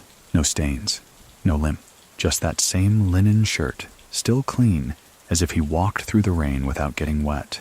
He walks straight past the booth, pauses, looks once at the door, then keeps walking. No vengeance, no command, just a message. You didn't succeed, that's your punishment. The shooter is later seen boarding a boat to Panama. He doesn't come back. The youth in the floral shirt, he vanishes. Some say he was just a decoy. Others say he was part of the setup. But what's clear is this. Someone tried and failed. And failure in Lennox's world doesn't always end with blood. Sometimes it ends with erasure. Many people still think that day marked the last open attempt on Lennox's life, because after that, even the brave grow cautious. He doesn't hide. He just tightens. His meetings get shorter. His movements quieter. He changes his sandals midday, changes routes every week, begins walking with an umbrella, rain or not, because it blocks sight lines, and the city adapts. A new level of respect creeps in. Not just fear, something more sacred. Like when you realize the statue you've been praying to might actually hear you. There's a joke that starts circulating in uptown parties. If you want to find Lennox, throw a stone, then look for who didn't flinch. But it's not really a joke, because that Sunday at the Speedway becomes legend, and the man at the center of it never raises his voice, never fires back. He just walks out alive and lets the city rewrite the ending. High above Kingston, where the roads narrow into switchbacks and the city looks more like a faded painting than a living thing. Lennox builds his house, not a mansion, not a palace, a fortress of restraint. Locals call it the house above red hills, not because it's opulent, but because it's deliberate. White stone, clean lines, no iron gates. Just a long, sloping driveway that curls like a question mark and leads to a home that watches the world without asking for attention. Lennox moves in without ceremony. No housewarming, no invitations, but everyone notices. The house has no number on the mailbox, no nameplate on the wall, yet couriers never miss it.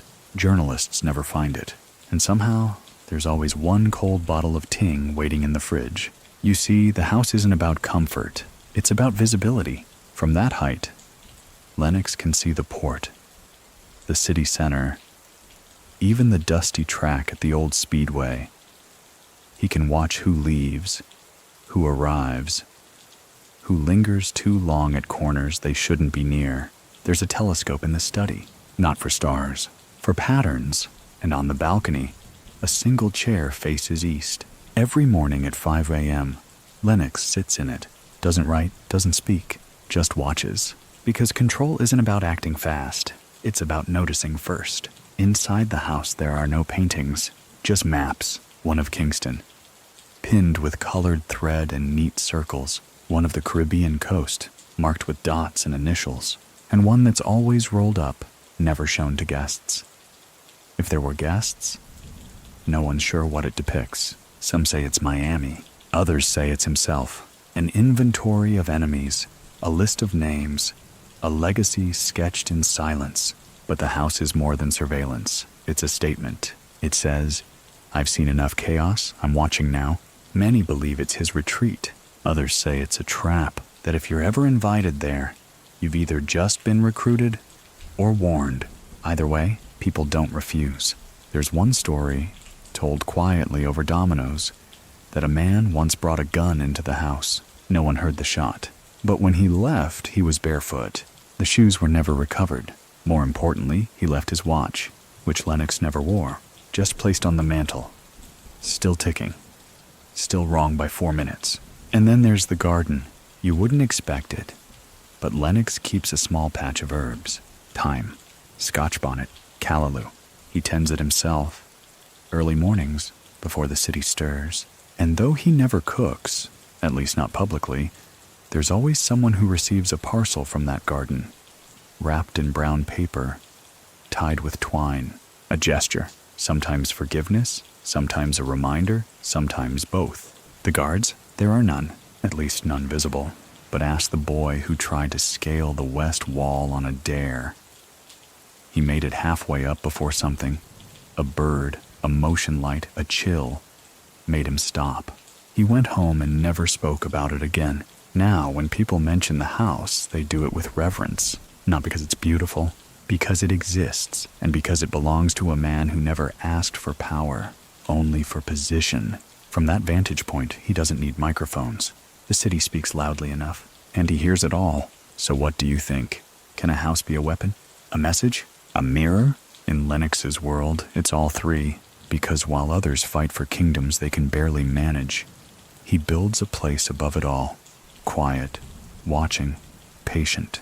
And when the day comes that the streets burn again, and they will, he won't need to descend.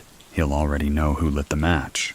The bishop arrives late, as always. Sunday light filters through the high windows of St. Jude's, casting long shadows across the cracked tiles and pews that still smell faintly of varnish and dust.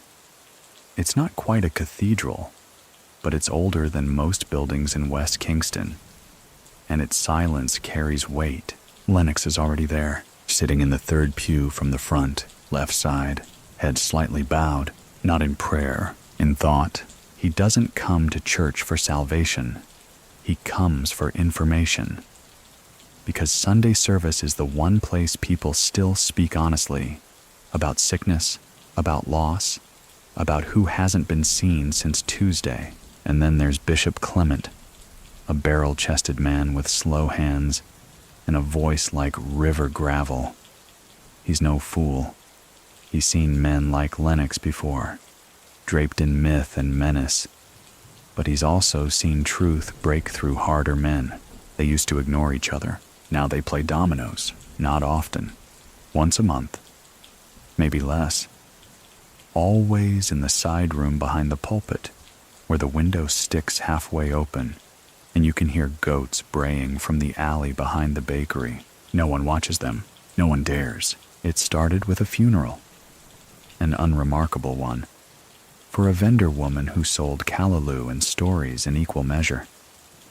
Lennox attended in silence, paid for the casket, left before the final hymn. But the bishop noticed, invited him for tea the following week. "Your silence speaks loudly, son," he said. Lennox just smiled. "So does your tea." And so the ritual began. They don't speak of politics, not directly.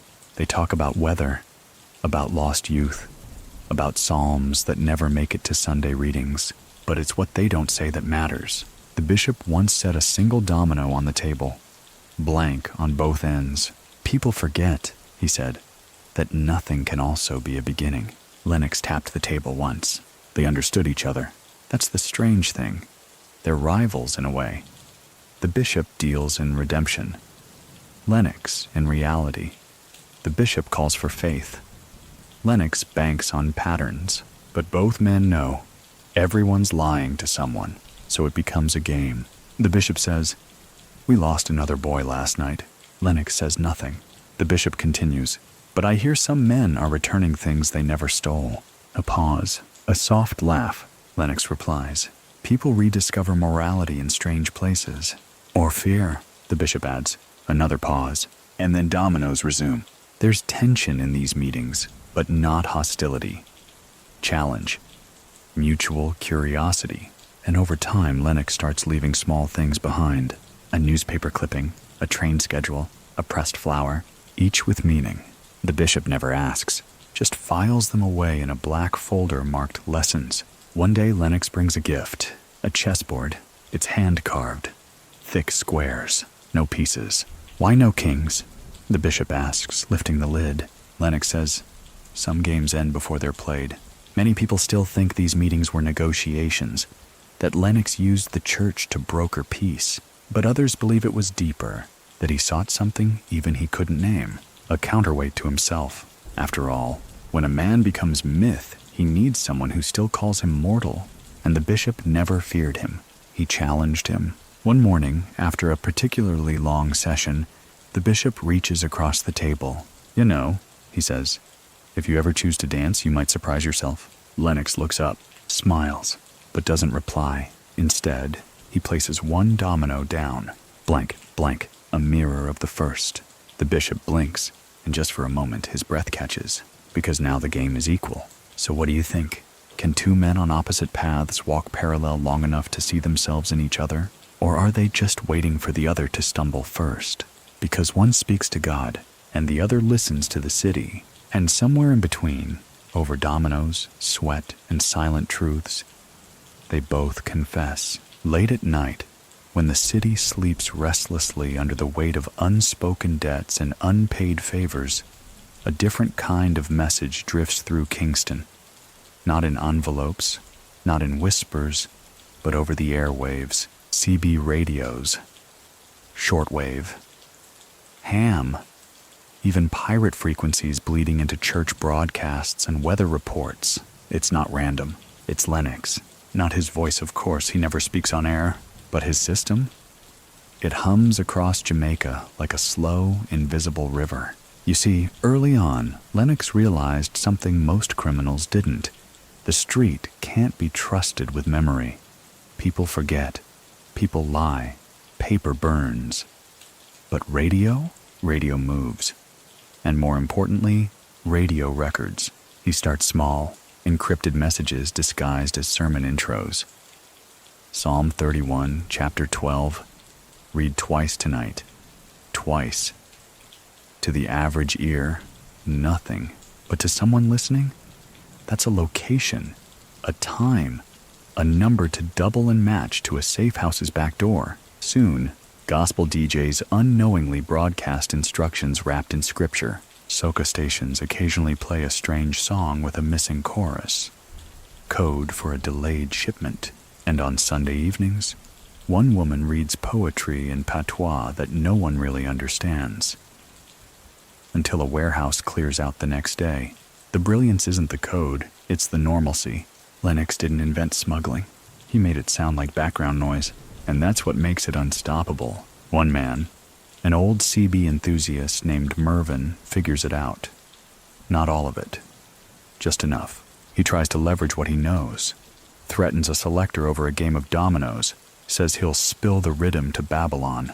A week later, Mervyn's radio antenna collapses during a storm. Not the neighbor's. Just his. When asked about it, the technician says, the bolts were loosened by something. Mervyn never speaks on air again. He takes up fishing. Lennox's radio system becomes legend among smugglers and operators. No one's quite sure who's who or how the signals are coordinated. But every time someone asks how, the answer is the same. Room 9, the old club, now shuttered.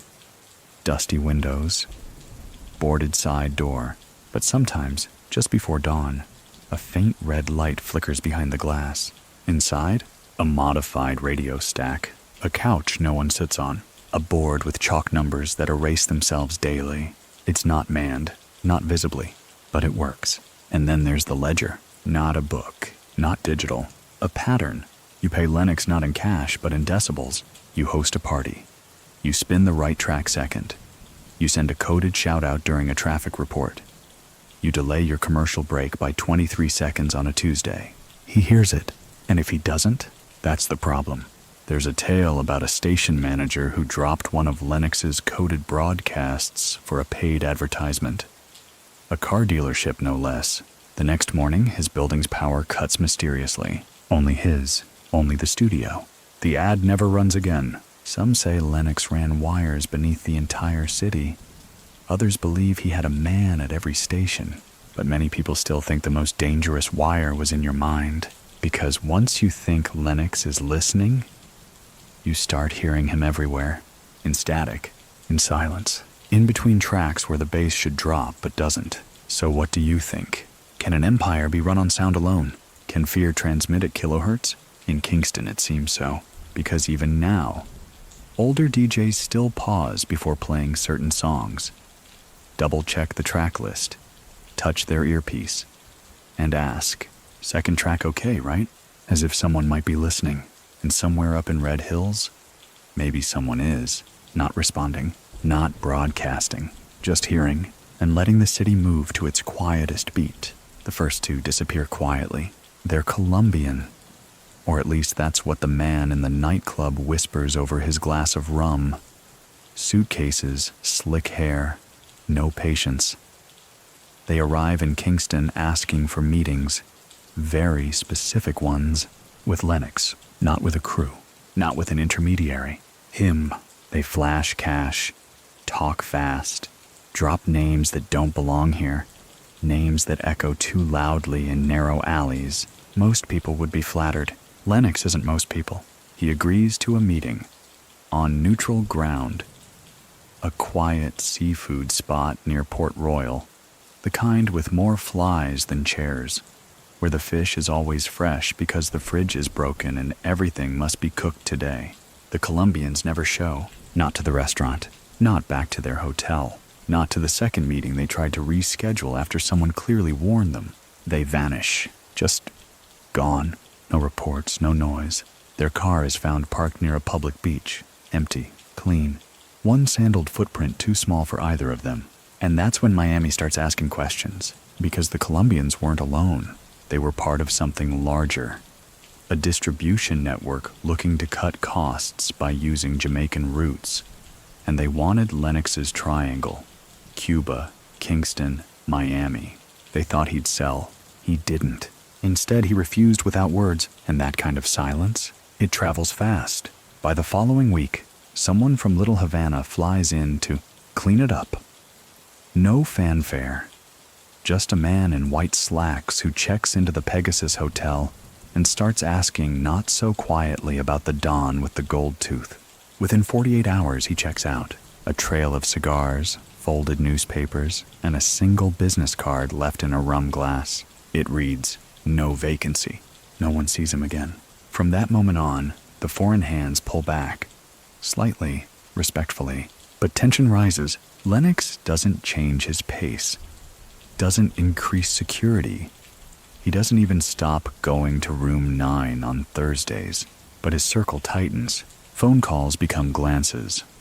Deliveries start arriving by radio confirmation only. Even the shoemaker, loyal as ever, is told to wait for instructions before stitching anything new. And through it all, Lennox remains calm, like a man who's read the script ahead of time, because he understands something the Colombians don't. Jamaica isn't just a route. It's a rhythm. You can't just buy space. You have to earn tolerance. And if you disrupt the tempo, the whole system shakes you off. There's a story, a half-believed one, about an American who brings in a suitcase full of money, hoping to grease wheels. Tries to arrange a party to meet Lennox. No invite ever comes, but 3 DJs cancel that night. The sound system loses power, and the man leaves Kingston 2 days later with a sunburn and an empty schedule. No one blocks him. No one threatens him. But everywhere he turns, "We're closed, boss." That's Lennox. He doesn't push you away. He lets the city do it. Many people still think he had a direct hand in the Colombians' disappearance. Others say he didn't need to. That Kingston itself removes uninvited guests once the right silence is applied. So what do you think? Is it better to rule with fire or with absence? Because when Lennox denies you an audience, it's not rejection, it's your expiration. And when ghosts from Miami start asking questions, the city only offers them echoes, smiles, and 1,000 closed doors. The routes keep running, the music keeps playing, and the man with the gold tooth, he's still watching the sea, still listening for names that speak too loudly, and deciding, without a word, who disappears next. It starts, as these things often do, with something small, a whisper, a missing envelope, a man. Corey, light skin, always wore loud shirts, slips, just once.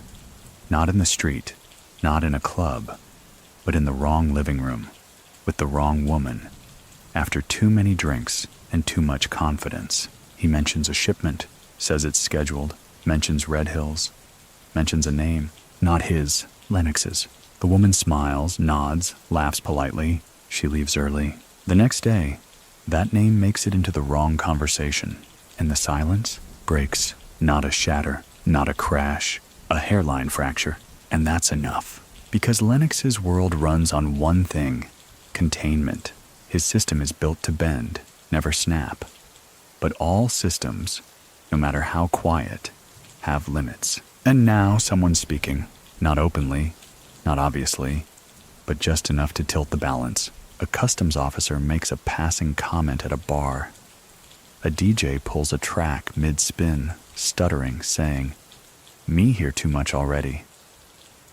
Room 9 closes early. For the first time in 4 years, the city isn't yelling, but it's twitching. Corey disappears, of course. He's last seen boarding a fishing boat headed for Portmore. He never gets off. But by then, the damage is done, because the leak isn't just words. It's an atmosphere, the kind that alerts everyone, from the little hustlers at the corners to the embassy men watching Kingston like a chessboard. The Americans want answers. They send someone, an advisor. Looks like a tourist, doesn't act like one. He walks into shops that never open early, asks questions with too much grammar, drinks too little. Lennox knows immediately. He doesn't flinch. He just sends a message, not a threat, a pause. 3 of his usual routes, completely shut down. No vans, no crates, no movement. For 1 week, it's like he doesn't exist. The streets panic. Everyone's waiting for retaliation, a shooting, a fire. But Lennox offers absence. That's worse, because when you remove rhythm, the system stutters. And when it stutters, it exposes. One man gets caught moving too early. Another delivers a package to the wrong yard. A third is found bleeding outside Mango Yard. No one knows who did it. The advisor takes notes. Then he disappears too. Back to D.C. or Langley.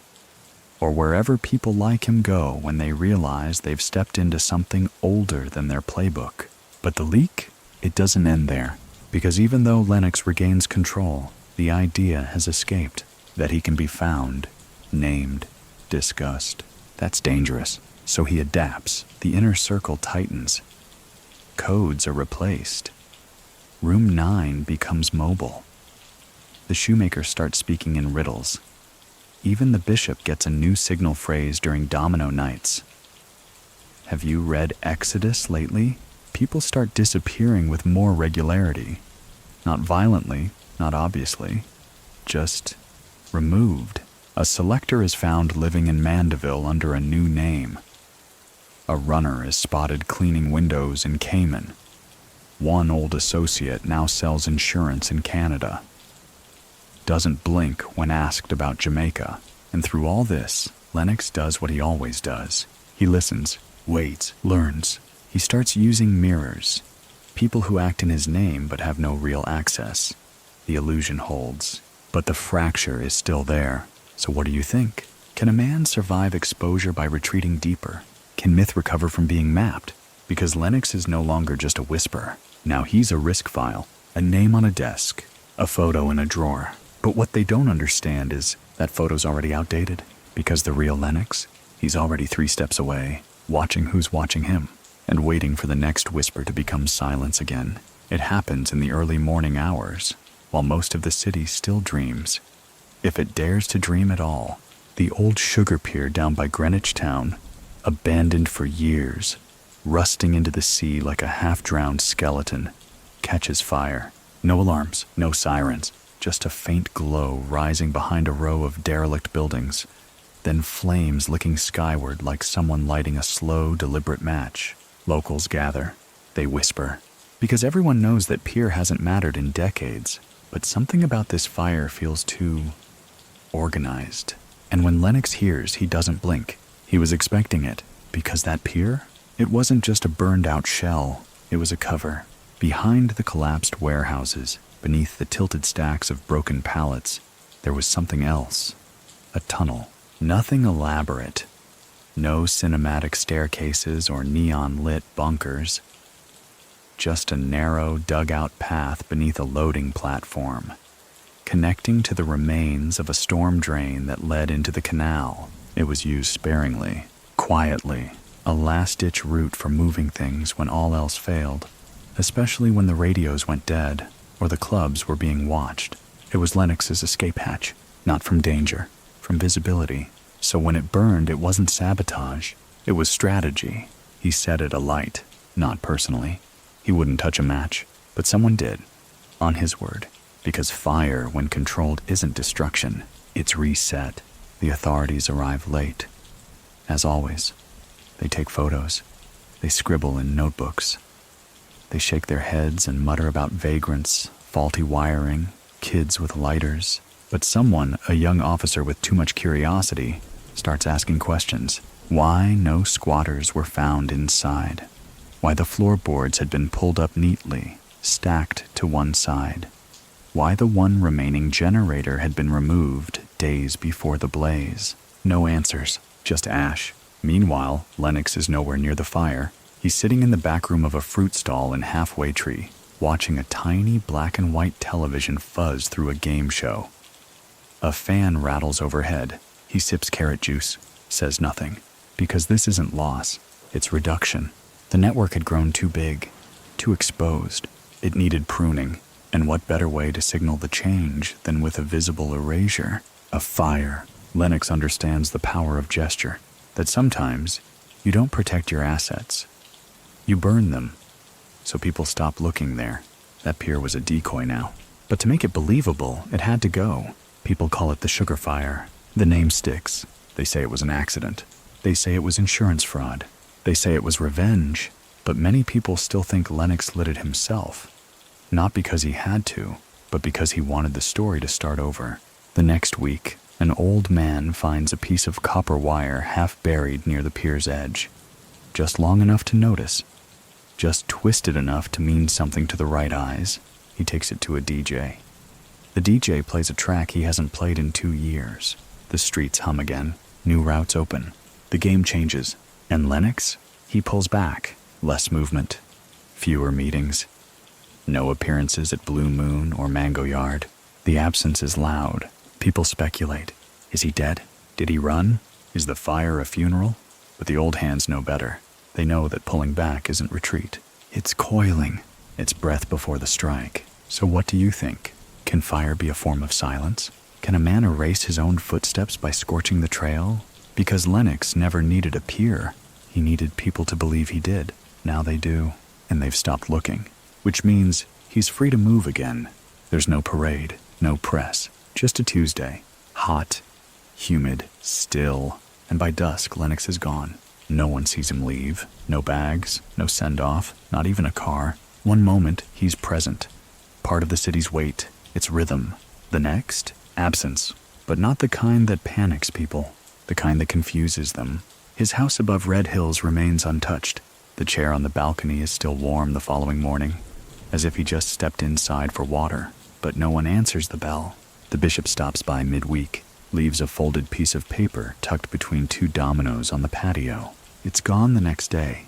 The city feels it immediately, not like losing a king, more like the room's temperature changes and no one can say why. People start asking, "Where's the Don? Have you seen the gold tooth? Did he leave the country?" But Kingston doesn't offer answers. It offers speculation. Some say he's in Cuba. Others say he boarded a private boat out of Port Antonio. No lights, no flags, just a low hum across black water. A few claim they saw him last in a church, kneeling, no gold tooth, just stillness, and then gone. The theories spread like spilled ink. He had cancer. He was taken by the same people who came for the Colombians. He saw something coming and walked into the jungle with nothing but a flask and a Bible. But none of these feel true, because the city hasn't moved on. It's waiting, as if he might stroll back through crossroads tomorrow morning like he forgot his keys. Selectors stop playing certain songs. Room 9 never reopens. The shoemaker boards up his shop without a word. And the clubs? They start leaving 2 chairs empty at the bar now. One for him, one for whoever might bring news. The authorities try to investigate, but there's no trail. No passports, no flight logs, no chatter. Because Lennox didn't run. He vanished. And the difference is important. You run when someone's chasing you. You vanish when you choose to stop being seen. And he'd been preparing, quietly. Weeks before, his phone line changed cadence.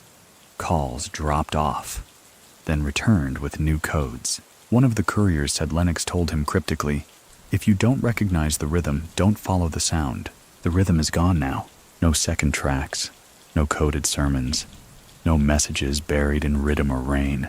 Only silence. A hard, deep silence that hangs across Kingston like the final note of a song nobody realized was ending. So what do you think?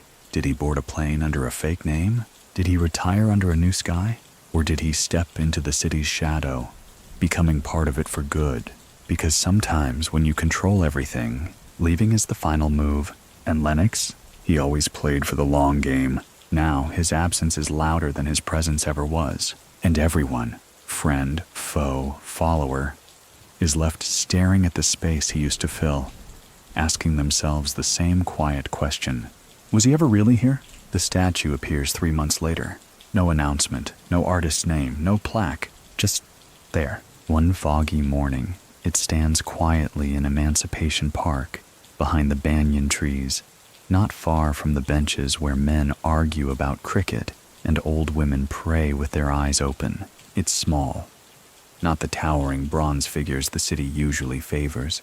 It doesn't shout, it observes. A seated man, carved in obsidian dark stone, cross-legged, barefoot, one hand resting on his knee, the other holding a small domino, blank on both sides. His head tilts slightly down, eyes closed, mouth smiling, just barely. And if you stand at the right angle, when the early sun hits just so, one tiny fleck of gold winks from his front tooth. People gather slowly. Some stare, some smirk, some nod and walk away, whispering, "It's him." Of course, the city officials claim no knowledge. They send someone to remove it. But when the work crew arrives, The foreman steps out of the truck, takes one long look at the statue, and calls it off. Nah, leave it. The statue never leaves. Eventually it becomes routine. Kids climb on it. Lovers lean against it. Old-timers sit nearby and talk about when things used to be calmer, and every so often someone leaves something at its base. Not flowers, but messages, folded napkins with initials, keys on string, phone cards with the corner bent inward, and no one touches them, because the statue doesn't just commemorate a man. It reminds people that silence has weight, that presence doesn't always require breath, that some legends walk away not to escape, but to ensure the story continues without correction. A year after the statue appears, a rare interview is published in an underground zine, a conversation with an unnamed, retired figure who speaks in metaphor and never admits who he was. But one quote stands out. "Power is not in what you hold. It's in what people believe you could still return to take." The article goes viral, briefly, then vanishes. Like Lennox, many people still think he's dead, that the statue is the final chapter. But others, especially the ones who know about the coded tracks, the dominoes, the fire at the pier, say otherwise. They say he's alive, not in a bungalow in Negril, not hiding in Panama, not even sitting in a villa above Red Hills, but everywhere, in pause, in absence. In the chair no one takes at the domino table. In the track, no one skips on the vinyl. In the streetlight that flickers twice and then settles. So what do you think? Do men like Lennox ever truly leave? Or do they simply become part of the atmosphere? An ambient myth, tuned to the quiet frequency of a city that remembers too much and forgives too little. Because Kingston hasn't stopped whispering. And if you listen closely, you might still hear the shuffle of sandals on concrete, the click of a single domino placed with care, and the echo of a man who knew exactly when to stop being seen, so he could never be forgotten. And now, as the city fades into hush, let's step back for a moment. Picture the Kingston streets once more. Quiet now, softer somehow. The storefronts closed, the radio's off. Even the dogs, once barking mad at every shadow, have curled up beneath awnings and drifted into dreams. You've followed a story not often told, the kind whispered behind bars, scribbled on napkins, coded in songs that never hit the charts. A story of gold teeth, silent power, and a man who moved not like a storm, but like fog, slow, sure, and everywhere at once. You made it through whispers, fires, dominoes, and disappearances. And you saw how a myth doesn't need to shout. It just needs to be remembered. So now let it go. Let Lennox dissolve into the folds of night, where memory softens, and the line between truth and legend blurs like streetlight through rain. Take a long breath. Let it stretch. Let it settle low in your chest, like the last echo of a bass line that carried you just far enough. You don't need answers. Not tonight. Only rhythm. Only quiet. Because even stories, like cities, need rest. And so do you. The gold tooth glints once more, somewhere in the distance. Maybe it's moonlight. Maybe it's memory. Either way, it's not your burden now. Sleep easy. He's still watching. But not you. Only the parts of the world that refuse to be still. Let the rest belong to silence. Good night.